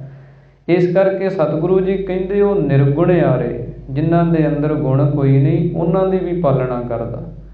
ਫਿਰ ਦੂਸਰਾ ਗੁਣ ਕੀ ਹੈ? ਦੇ ਨਥਾਵੇਂ ਥਾਉ, ਜਿਨ੍ਹਾਂ ਨੂੰ ਕੋਈ ਥਾਂ ਟਿਕਾਣਾ ਨਹੀਂ ਪ੍ਰਾਪਤ ਹੁੰਦਾ, ਉਹਨਾਂ ਨੂੰ ਥਾਂ ਦੇਣ ਵਾਲਾ ਉਹ ਪਰਮੇਸ਼ਰ ਵਾਹਿਗੁਰੂ ਹੈ। ਜਿਨ੍ਹਾਂ ਨੂੰ ਕੋਈ ਜਗ੍ਹਾ ਨਹੀਂ ਪ੍ਰਾਪਤ ਹੁੰਦੀ, ਉਹਨਾਂ ਦਾ ਆਸਰਾ, ਉਹਨਾਂ ਦੀ ਓਟ ਉਹ ਪਰਮੇਸ਼ਰ ਬਣਦਾ ਹੈ। ਰਿਜਕ ਸੰਭਾਹੇ ਸਾਸ ਸਾਸ ਭਾਈ, ਗੂੜਾ ਜਾ ਕਾ ਨਾਉ। ਸਤਿਗੁਰੂ ਜੀ ਅੱਗੇ ਉਚਾਰਨ ਕਰਦੇ ਹਨ ਕਿ ਉਹ ਪਰਮੇਸ਼ਰ ਦੇ ਕੈਸੇ ਗੁਣ ਹਨ। ਉਹ ਰਿਜਕ ਸੰਭਾਹੇ, ਸਾਸ ਸਾਸ, ਹਰ ਇੱਕ ਸਵਾਸ ਦੇ ਨਾਲ ਉਹ ਪਰਮੇਸ਼ਰ ਵਾਹਿਗੁਰੂ ਸਭ ਜੀਵਾਂ ਦਾ ਰਿਜਕ ਜਿਹੜਾ ਉਹਦੀ ਸੰਭਾਲ ਕਰ ਰਿਹਾ। ਕਿੰਨੀ ਰਚਨਾ ਉਹ ਪਰਮੇਸ਼ਰ ਨੇ ਪੈਦਾ ਕੀਤੀ ਹੈ। ਇਨਸਾਨ ਨੂੰ ਆਪਣਾ ਫਿਕਰ ਹੁੰਦਾ ਵੀ ਮੈਂ ਰਿਜਕ ਕਿੱਥੋਂ ਪ੍ਰਾਪਤ ਕਰਨਾ, ਮੈਂ ਰੋਟੀ ਕਿੱਥੋਂ ਖਾਣੀ। ਪਰ ਇੱਕ ਇਨਸਾਨ ਨੂੰ ਛੱਡ ਕੇ ਜਿੰਨੀ ਬਾਕੀ ਕਾਇਨਾਤ ਉਸ ਪਰਮੇਸ਼ਰ ਨੇ ਸਾਜੀ ਹੈ, ਕਿੰਨੇ ਪ੍ਰਕਾਰ ਦੇ ਪਸ਼ੂ ਪੰਛੀ ਪਰਿੰਦੇ, ਕਿੰਨੇ ਛੋਟੇ ਛੋਟੇ ਜੀਵ ਉਹਨੇ ਪੈਦਾ ਕੀਤੇ, ਉਹਨਾਂ ਦੀ ਖੁਰਾਕ, ਉਹਨਾਂ ਦੀ ਰਿਜ਼ਕ ਉਹ ਪਰਮੇਸ਼ਰ ਵਾਹਿਗੁਰੂ ਦੇ ਰਿਹਾ। ਕੈਸੀ ਉਹਦੀ ਅਚਰਜ ਖੇਡ ਹੈ ਪਰਮੇਸ਼ਰ ਦੀ ਕਿ ਸਭ ਨੂੰ ਰਿਜ਼ਕ ਪਹੁੰਚਾ ਰਿਹਾ। ਪਾਣੀ ਦੇ ਅੰਦਰ ਕਿੰਨੀ ਰਚਨਾ, 42 ਲੱਖ ਜੀ ਜਲ ਮੈਂ ਹੋਤੇ। ਪਾਣੀ ਦੇ ਅੰਦਰ ਕਿੰਨੀ ਰਚਨਾ ਉਹ ਪਰਮੇਸ਼ਰ ਨੇ ਕੀਤੀ ਹੈ, ਉੱਥੇ ਉਹਨਾਂ ਦਾ ਰਿਜ਼ਕ ਰੱਖਿਆ। ਇੱਥੋਂ ਤੱਕ ਕਿ ਭਗਤ ਧੰਨਾ ਜੀ ਨੇ ਬਚਨ ਕਹੇ ਹਨ ਕਿ ਪਖਨ ਕੀਟ ਗੁਪਤ ਹੋਏ ਰਹਿਤਾ, ਤਾਚੋ ਮਾਰਗ ਨਾਹੀ, ਕਹਿ ਧੰਨਾ ਪੂਰਨ ਤਾਹੂ ਕੋ ਮਾਤਰੇ ਜੀ ਡਰਾਹੀ। ਭਗਤ ਧੰਨਾ ਜੀ ਕਹਿੰਦੇ ਪੱਥਰ ਨੂੰ ਵੇਖੋ, ਉਹਦੇ ਵਿੱਚ ਕੋਈ ਰਾਸਤਾ ਨਹੀਂ ਹੈ, ਕੋਈ ਰਸਤਾ ਨਹੀਂ ਹੈ ਕਿ ਜਿੱਧਰ ਦੀ ਕੋਈ ਦਾਣਾ ਪਾ ਦੇਈਏ, ਰਿਜ਼ਕ ਪਾ ਦੇਈਏ। ਪਰ ਉਹ ਪਰਮੇਸ਼ਰ ਨੇ ਪੱਥਰ ਦੇ ਵਿੱਚ ਵੀ ਕੀੜੇ ਪੈਦਾ ਕੀਤੇ, ਤੇ ਉੱਥੇ ਵੀ ਉਹਨਾਂ ਦਾ ਰਿਜ਼ਕ ਉਹ ਪਰਮੇਸ਼ਰ ਨੇ ਪੈਦਾ ਕਰ ਦਿੱਤਾ, ਬਣਾ ਦਿੱਤਾ। ਕਿੱਡੀ ਉਹਦੀ ਅਚਰਜ ਗੁਣ ਤੇ ਕਿੱਡੀ ਉਹਦੀ ਵਡਿਆਈ ਹੈ। ਇਸ ਕਰਕੇ ਸਤਿਗੁਰੂ ਜੀ ਕਹਿੰਦੇ ਰਿਜ਼ਕ ਸੰਭਾਹੇ ਸਾਸ ਸਾਸ। ਹਰ ਇੱਕ ਸਵਾਸ ਦੇ ਨਾਲ ਉਹ ਪਰਮੇਸ਼ਰ ਵਾਹਿਗੁਰੂ ਸਭ ਦਾ ਰਿਜ਼ਕ ਜਿਹੜਾ ਉਹ ਪਹੁੰਚਾ ਰਿਹਾ। ਗੂੜਾ ਜਾ ਕਾ ਨਾਉ, ਜਿਸ ਪਰਮੇਸ਼ਰ ਦਾ ਨਾਮ ਜਿਹੜਾ ਸਤਿਗੁਰੂ ਜੀ ਕਹਿੰਦੇ ਬੜਾ ਹੀ ਗੂੜਾ, ਗੂੜੇ ਰੰਗ ਵਾਲਾ, ਇੱਕ ਰਸ ਆਨੰਦ ਜਿਹੜਾ ਉਹਨੂੰ ਬਖਸ਼ਣ ਵਾਲਾ ਹੈ। ਜਿਸ ਗੁਰ ਸਾਚਾ ਭੇਟੀਐ ਭਾਈ, ਪੂਰਾ ਤਿਸ ਕਰਮਾਓ। ਸਤਿਗੁਰੂ ਜੀ ਕਹਿੰਦੇ ਹੇ ਭਾਈ, ਜਿਨ੍ਹਾਂ ਨੂੰ ਸੱਚਾ ਗੁਰੂ ਮਿਲ ਪੈਂਦਾ ਹੈ, ਪੂਰਾ ਤਿਸ ਕਰਮਾਓ, ਉਹਨਾਂ ਦੇ ਸਾਰੇ ਕਰਮ ਧਰਮ ਜਿਹੜੇ ਆ ਉਹ ਪੂਰਨ ਹੋ ਜਾਂਦੇ। ਜਦੋਂ ਪੂਰਾ ਗੁਰੂ ਮਿਲ ਪਵੇ ਫਿਰ ਸਾਡੇ ਸਾਰੇ ਹੀ ਕੀਤੇ ਕਰਮ ਜਿਹੜੇ ਹੈ ਪੁੰਨ ਰੂਪ ਧਰਮ ਰੂਪ ਉਹ ਸਭ ਹੀ ਸਫਲੇ ਹੋ ਜਾਂਦੇ ਹਨ। ਤਿਸ ਬਿਨ ਘੜੀ ਨਾ ਜੀਵੀਐ ਭਾਈ, ਸਰਬ ਕਲਾ ਭਰਪੂਰ। ਸਤਿਗੁਰੂ ਜੀ ਕਹਿੰਦੇ ਉਸ ਪਰਮੇਸ਼ਰ ਤੋਂ ਬਿਨਾ ਹੇ ਭਾਈ ਇੱਕ ਘੜੀ ਵੀ ਜਿਹੜਾ ਜਿਉਣਾ ਹੈ ਉਹ ਬੜਾ ਔਖਾ ਹੈ। ਉਹ ਪ੍ਰਮਾਤਮਾ ਤੋਂ ਇੱਕ ਘੜੀ ਵੀ ਬਿਨਾਂ ਜੇ ਜਿਉਣ ਦੀ ਆਪਾਂ ਆਸ ਰੱਖੀਏ ਤੇ ਨਹੀਂ ਜਿਉਂਦੇ ਰਹਿ ਸਕਦੇ। ਇਹ ਆਪਣੇ ਮਨ ਦੇ ਅੰਦਰ ਅਗਿਆਨਤਾ ਦਾ ਪਰਦਾ ਭਰਮ ਪਿਆ ਹੋਇਆ ਕਿ ਅਸੀਂ ਜਿਉਂਦੇ ਹਾਂ, ਪਰ ਅਸਲ ਦੇ ਵਿੱਚ ਉਹਦੀ ਸੱਤਾ ਉਹਦੀ ਤਾਕਤ ਸਾਡੇ ਅੰਦਰ ਹੈ ਤੇ ਅਸੀਂ ਤੁਰੇ ਫਿਰਦੇ ਹਾਂ। ਇਸ ਕਰਕੇ ਸਤਿਗੁਰੂ ਜੀ ਕਹਿੰਦੇ ਜੇ ਉਹ ਨਾ ਹੋਵੇ ਤੇ ਇੱਕ ਘੜੀ ਵੀ ਲੰਘਾਉਣੀ ਔਖੀ ਹੋ ਜਾਂਦੀ ਹੈ, ਨਹੀਂ ਜੀਵ ਜਿਉਂਦਾ ਰਹਿ ਸਕਦਾ। ਇਸ ਕਰਕੇ ਸਤਿਗੁਰੂ ਜੀ ਕਹਿੰਦੇ ਉਹਦੇ ਤੋਂ ਬਿਨਾਂ, ਪਰਮੇਸ਼ਰ ਦੇ ਨਾਮ ਸਿਮਰਨ ਤੋਂ ਬਿਨਾਂ ਇੱਕ ਘੜੀ ਵੀ ਜ਼ਿੰਦਗੀ ਜਿਹੜੀ ਹੈ ਉਹ ਮੁਮਕਿਨ ਨਹੀਂ ਹੈ। ਸਰਬ ਕਲਾ ਭਰਪੂਰ, ਕਿਉਂਕਿ ਉਹ ਪਰਮੇਸ਼ਰ ਵਾਹਿਗੁਰੂ ਸਾਰੀਆਂ ਕਲਾ ਸ਼ਕਤੀਆਂ ਕਰਕੇ ਭਰਿਆ ਹੋਇਆ। ਸਾਰੀਆਂ ਹੀ ਕਲਾਵਾਂ ਸਾਰੀਆਂ ਹੀ ਸ਼ਕਤੀਆਂ ਉਹਦੇ ਅੰਦਰ ਹਨ। ਸਾਸ ਗਿਰਾਸ ਨ ਵਿਸਰੈ ਭਾਈ, ਪੇਖੋ ਸਦਾ ਹਜੂਰ। ਇਸ ਕਰਕੇ ਸਤਿਗੁਰੂ ਜੀ ਕਹਿੰਦੇ ਹੇ ਭਾਈ ਸਾਸ ਗਿਰਾਸ, ਸਾਡੇ ਜੀਵਨ ਦੀ ਗੱਡੀ ਸਵਾਸਾਂ ਤੇ ਚੱਲਦੀ ਹੈ। ਇੱਕ ਸਾਹ ਆਉਂਦਾ ਇੱਕ ਜਾਂਦਾ ਹੈ ਤੇ ਸਾਡਾ ਜੀਵਨ ਚੱਲ ਰਿਹਾ। ਇਸ ਕਰਕੇ ਸਤਿਗੁਰੂ ਜੀ ਕਹਿੰਦੇ ਇਹਨਾਂ ਸਵਾਸਾਂ ਦੇ ਨਾਲ ਸਾਸ ਗਿਰਾਸ ਨਾ ਵਿਸਰੈ ਭਾਈ, ਜਿਨ੍ਹਾਂ ਨੂੰ ਭਾਈ ਇਹ ਸਵਾਸਾਂ ਦੇ ਨਾਲ ਪਰਮੇਸ਼ਰ ਨਹੀਂ ਭੁੱਲਦਾ, ਕਿਉਂਕਿ ਉਹ ਪ੍ਰਮਾਤਮਾ ਸਵਾਸਾਂ ਨੂੰ ਦੇਣ ਵਾਲਾ। ਜਿੱਥੇ ਪ੍ਰਮਾਤਮਾ ਦੇ ਬੇਅੰਤ ਨਾਮ ਆਉਂਦੇ ਹਨ ਉੱਥੇ ਇੱਕ ਪਰਮੇਸ਼ਰ ਦਾ ਨਾਮ ਆਉਂਦਾ ਪ੍ਰਾਣਪਤੀ। ਪ੍ਰਾਣਾਂ ਦਾ ਪਤੀ ਕਹੀਏ ਮਾਲਕ। ਸਾਡੇ ਸਵਾਸਾਂ ਦਾ ਮਾਲਕ ਕੌਣ ਹੈ? ਪਰਮੇਸ਼ਰ ਹੈ, ਪਰਮਾਤਮਾ ਵਾਹਿਗੁਰੂ ਹੈ। ਇਸ ਕਰਕੇ ਸਤਿਗੁਰੂ ਜੀ ਕਹਿੰਦੇ ਸਵਾਸਾਂ ਦੇ ਨਾਲ ਉਹ ਪਰਮੇਸ਼ਰ ਦੇ ਨਾਮ ਦਾ ਚਿੰਤਨ ਕਰੀਏ, ਉਹਨੂੰ ਭੁਲਾਈਏ ਨਾ। ਪੇਖੋ ਸਦਾ ਹਜੂਰ। ਫਿਰ ਸਤਿਗੁਰੂ ਜੀ ਕਹਿੰਦੇ ਸਦਾ ਹੀ ਉਸ ਪਰਮੇਸ਼ਰ ਨੂੰ ਆਪਣੇ ਅੰਗ ਸੰਗ ਵੇਖੀਏ ਕਿ ਉਹ ਸਦ ਸੁਣਦਾ, ਸਦ ਵੇਖਦਾ, ਕਿ ਸਦਾ ਹੀ ਉਹ ਪਰਮੇਸ਼ਰ ਵਾਹਿਗੁਰੂ ਸਾਨੂੰ ਵੇਖ ਰਿਹਾ, ਸਾਨੂੰ ਸੁਣ ਰਿਹਾ, ਸਾਡੇ ਕਰਮਾਂ ਨੂੰ ਵੇਖ ਰਿਹਾ, ਜੋ ਅਸੀਂ ਮਨ ਦੇ ਵਿੱਚ ਸੋਚ ਰਹੇ ਹਾਂ ਉਹਨੂੰ ਵੇਖ ਰਿਹਾ। ਇੱਦਾਂ ਜਦੋਂ ਆਪਾਂ ਅੰਗ ਸੰਗ ਸਮਝਦੇ ਹਾਂ ਪਰਮੇਸ਼ਰ ਨੂੰ, ਫਿਰ ਸਤਿਗੁਰੂ ਜੀ ਕਹਿੰਦੇ ਜੀਵ ਜਿਹੜਾ ਉਹ ਪਾਪ ਨਹੀਂ ਕਰਦਾ। ਇਸ ਕਰਕੇ ਸਤਿਗੁਰੂ ਜੀ ਕਹਿੰਦੇ ਹੋ ਕਿ ਉਹ ਪਰਮੇਸ਼ਰ ਦੀ ਹੋਂਦ ਹਰ ਜਗ੍ਹਾ 'ਤੇ ਸਮਝ।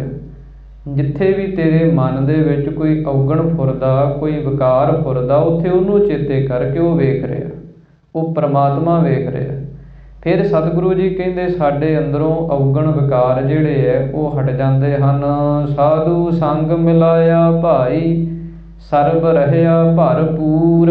ਸਤਿਗੁਰੂ ਜੀ ਕਹਿੰਦੇ ਫਿਰ ਸਾਧੂਆਂ ਦੀ ਸੰਗਤ ਜਦੋਂ ਮਿਲ ਜਾਂਦੀ ਹੈ, ਜਿਨ੍ਹਾਂ ਨੂੰ ਸਾਧ ਸੰਗਤ ਪ੍ਰਾਪਤ ਹੋ ਜਾਂਦੀ ਹੈ, ਸਰਬ ਰਹਿਆ ਭਰਪੂਰ, ਫਿਰ ਉਹ ਸਭ ਥਾਵਾਂ 'ਤੇ ਜਿਹੜਾ ਪਰਿਪੂਰਨ ਪਰਮੇਸ਼ਰ ਹੈ ਉਹ ਮਿਲ ਪੈਂਦਾ।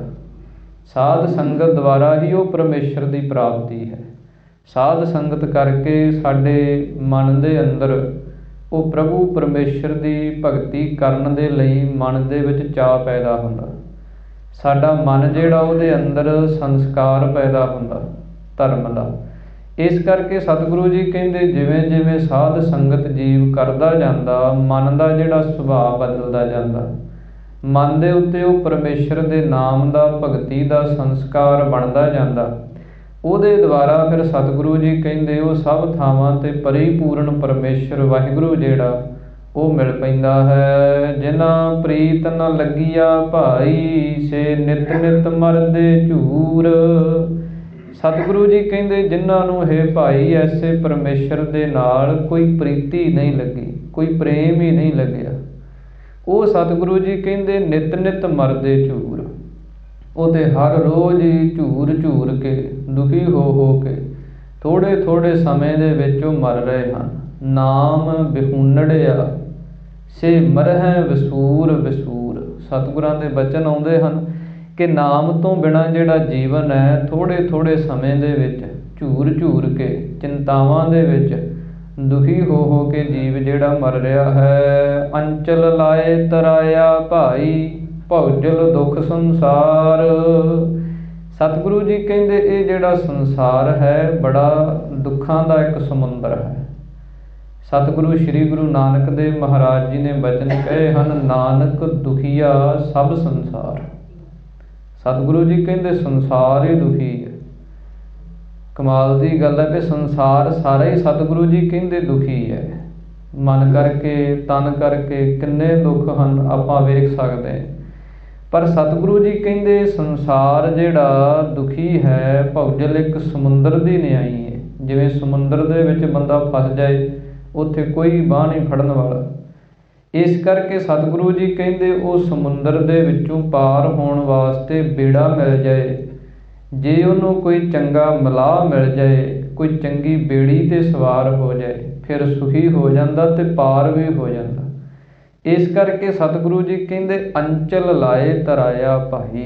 ਜਿਹੜਾ ਨਾਮ ਰੂਪ ਪੱਲਾ ਹੈ, ਗੁਰੂ ਸਾਹਿਬਾਨ ਆਪਣੇ ਨਾਮ ਦਾ ਪੱਲਾ ਬਖਸ਼ ਕਰਕੇ ਇਹ ਸੰਸਾਰ ਸਮੁੰਦਰ ਤੋਂ ਤਰਾਇਆ ਕਹੀਏ ਤਾਰ ਦਿੰਦੇ ਹਨ, ਪਾਰ ਕਰ ਦਿੰਦੇ ਹਨ। ਕਰ ਕਿਰਪਾ ਨਦਰ ਨਿਹਾਲਿਆ ਭਾਈ, ਕੀ ਤੋਨ ਅੰਗ ਅਪਾਰ। ਸਤਿਗੁਰੂ ਜੀ ਕਹਿੰਦੇ ਹੇ ਭਾਈ, ਉਹ ਪਰਮੇਸ਼ਰ ਵਾਹਿਗੁਰੂ ਨੇ ਜਦੋਂ ਕਿਰਪਾ ਕੀਤੀ ਤੇ ਆਪਣੀ ਨਦਰ ਦੇ ਨਾਲ ਨਿਹਾਲਿਆ ਕਹੀਏ ਵੇਖਿਆ। ਜਦੋਂ ਪਰਮੇਸ਼ਰ ਨੇ ਆਪਣੀ ਕਿਰਪਾ ਰੂਪੀ ਨਿਗਾਹ ਦੇ ਨਾਲ ਸਾਡੇ ਵੱਲ ਵੇਖਿਆ ਕਿ ਤੋਨ ਅੰਗ ਅਪਾਰ, ਤੇ ਉਹ ਪਰਮੇਸ਼ਰ ਨੇ ਪਾਰਾਵਾਰ ਤੋਂ ਰਹਿਤ ਹੀ ਸਾਡਾ ਅੰਗ ਕਹੀਏ ਪੱਖ ਕੀਤਾ ਹੈ। ਕਿ ਉਹ ਪਰਮੇਸ਼ਰ ਵਾਹਿਗੁਰੂ ਨੇ ਸਾਨੂੰ ਲੋਕ ਤੇ ਪਰਲੋਕ ਦੇ ਅੰਦਰ ਸਾਡਾ ਸਹਾਈ ਬਣਿਆ ਹੈ, ਸਾਡਾ ਉਸ ਨੇ ਪੱਖ ਕੀਤਾ ਹੈ। ਮਨ ਤਨ ਸੀਤਲ ਹੋਇਆ ਭਾਈ, ਭੋਜਨ ਨਾਮ ਆਧਾਰ। ਸਤਿਗੁਰੂ ਜੀ ਕਹਿੰਦੇ ਫਿਰ ਮਨ ਤੇ ਤਨ ਸੀ ਜਿਹੜਾ ਉਹ ਸ਼ੀਤਲ ਹੋ ਗਿਆ, ਠੰਡਾ ਹੋ ਗਿਆ। ਮਨ ਦੇ ਅੰਦਰੋਂ ਵੀ ਤਪਸ਼ ਮਿਟ ਗਈ, ਸਰੀਰ ਦੇ ਜਿਹੜੇ ਔਗਣ ਵਿਕਾਰ ਸੀ ਉਹ ਵੀ ਮਿਟ ਗਏ। ਭੋਜਨ ਨਾਮ ਆਧਾਰ, ਫਿਰ ਪਰਮੇਸ਼ਰ ਦੇ ਨਾਮ ਦਾ ਜਿਹੜਾ ਭੋਜਨ ਹੈ ਉਹ ਸਾਡਾ ਆਧਾਰ ਆਸਰਾ ਬਣ ਗਿਆ। ਕਿਉਂਕਿ ਭੋਜਨ ਜਿਹੜਾ ਹੁੰਦਾ ਉਹ ਦੋ ਤਰ੍ਹਾਂ ਦਾ ਹੈ। ਇੱਕ ਤੇ ਭੋਜਨ ਜਿਹੜਾ ਆਪਾਂ ਛਕਦੇ ਹਾਂ ਉਹ ਸਾਡੇ ਸਰੀਰ ਦਾ ਆਸਰਾ ਬਣਦਾ। ਜੋ ਕੁਝ ਅਸੀਂ ਛਕਦੇ ਹਾਂ ਖਾਂਦੇ ਹਾਂ ਉਹ ਸਾਡੇ ਸਰੀਰ ਨੂੰ ਤਾਕਤ ਦਿੰਦਾ, ਸਾਡੇ ਸਰੀਰ ਦੇ ਅੰਦਰ ਖੂਨ ਬਣਾਉਂਦਾ, ਸਾਡੇ ਸਰੀਰ ਦੇ ਅੰਦਰ ਜਿਹੜੇ ਬਿਮਾਰੀਆਂ ਦੇ ਨਾਲ ਲੜਨ ਦੀ ਸ਼ਕਤੀ ਉਹ ਪੈਦਾ ਕਰਦਾ। ਇਸ ਕਰਕੇ ਚੰਗੀ ਖੁਰਾਕ ਦੇ ਨਾਲ ਜਿਹੜਾ ਜੀਵਨ ਹੈ, ਸਰੀਰ ਹੈ ਜਿਹੜਾ ਇਹ ਚੰਗਾ ਬਣ ਜਾਂਦਾ। ਇਹਦਾ ਆਸਰਾ ਭੋਜਨ ਬਣ ਗਿਆ। ਦੂਸਰੇ ਬੰਨੇ ਪਰਮੇਸ਼ਰ ਦਾ ਭਜਨ ਹੈ। ਇੱਕ ਭੋਜਨ ਹੈ, ਇੱਕ ਭਜਨ ਹੈ। ਭਜਨ ਜਿਹੜਾ ਹੈ, ਨਾਮ ਸਿਮਰਨ ਜਿਹੜਾ ਹੈ, ਇਹ ਸਾਡੇ ਮਨ ਦੀ ਖੁਰਾਕ ਹੈ। ਇਹ ਸਾਡੇ ਮਨ ਨੂੰ ਆਸਰਾ ਦੇਣ ਵਾਲਾ। ਜਿਵੇਂ ਸਾਡੇ ਸਰੀਰ ਦੇ ਅੰਦਰ ਕੋਈ ਮਾੜੀ ਚੀਜ਼ ਚਲੀ ਜਾਏ, ਕੋਈ ਮਾੜਾ ਪਦਾਰਥ ਚਲਿਆ ਜਾਏ, ਉਹ ਸਾਡੇ ਸਰੀਰ ਨੂੰ ਦੁਖੀ ਕਰਦਾ, ਬਿਮਾਰੀ ਲਾਉਂਦਾ, ਹੋਰ ਤਰ੍ਹਾਂ ਤਰ੍ਹਾਂ ਦੇ ਵਿਕਾਰ ਸਰੀਰ 'ਚ ਪੈਦਾ ਕਰਦਾ। ਇਸੇ ਤਰ੍ਹਾਂ ਹੀ ਜਦੋਂ ਮਨ ਦੇ ਅੰਦਰ ਔਗਣ ਜਾਂਦੇ ਹੈ, ਵਿਕਾਰ ਜਾਂਦੇ, ਉਹ ਮਨ ਨੂੰ ਦੁਖੀ ਕਰਦੇ।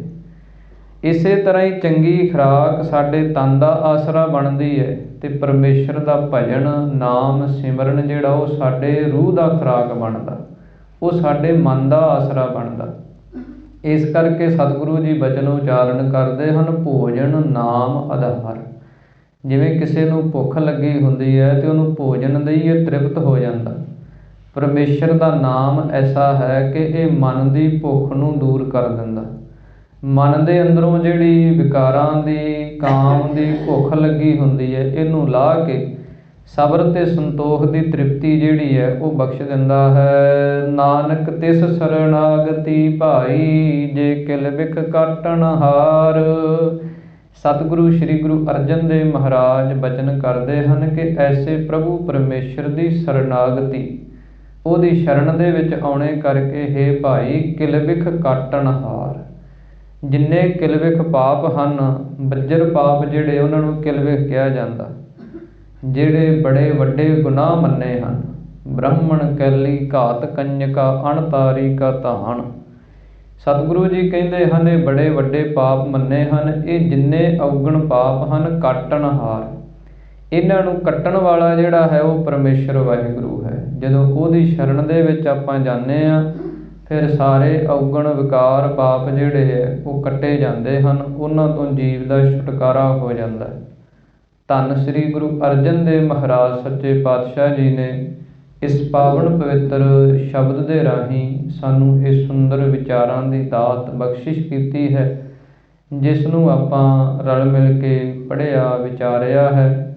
ਸਤਿਗੁਰੂ ਜੀ ਕਿਰਪਾ ਕਰਨ ਇਹ ਪੜ੍ਹੀਆਂ ਸੁਣੀਆਂ ਵਿਚਾਰਾਂ ਆਪਣੇ ਸਾਰਿਆਂ ਦੇ ਹਿਰਦਿਆਂ 'ਚ ਵਸਣ, ਅਤੇ ਅਸੀਂ ਵੀ ਆਪਣੇ ਜੀਵਨ ਦੇ ਅੰਦਰ ਜਿੱਥੇ ਇਹ ਸਰੀਰ ਨੂੰ ਤੰਦਰੁਸਤ ਕਰਨ ਦੇ ਯਤਨ ਕਰ ਰਹੇ ਹਾਂ, ਉੱਥੇ ਆਪਣੇ ਮਨ ਦੀ ਤੰਦਰੁਸਤੀ ਵਾਸਤੇ ਪਰਮੇਸ਼ਰ ਦਾ ਭਜਨ, ਨਾਮ ਸਿਮਰਨ, ਬਾਣੀ, ਇਹਦੇ ਦੁਆਰਾ ਆਪਣੇ ਮਨ ਨੂੰ ਵੀ ਤੰਦਰੁਸਤ ਕਰਨ ਦੇ ਯਤਨ ਕਰੀਏ।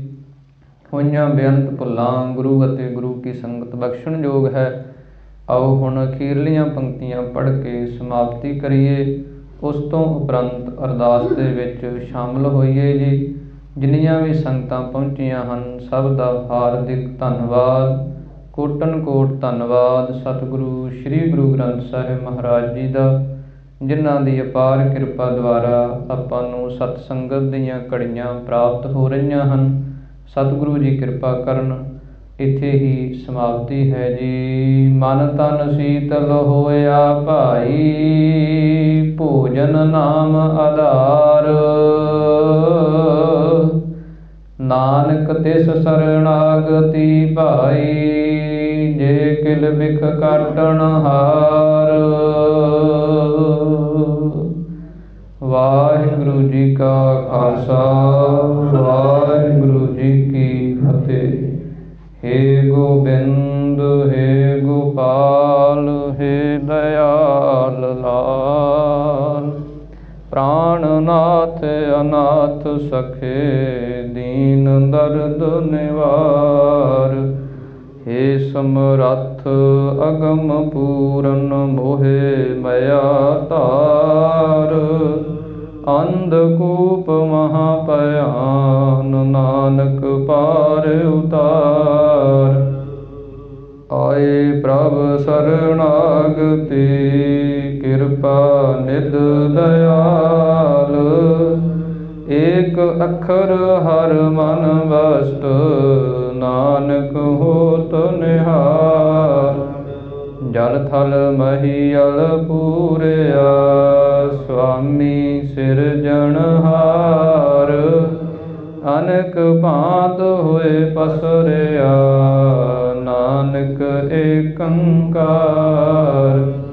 वाहिगुरु नाम जहाज है चढ़े सो तरे पार। जो शरदा कर सेवंदे गुरु पार उतारन। जो शरदा कर सेवंदे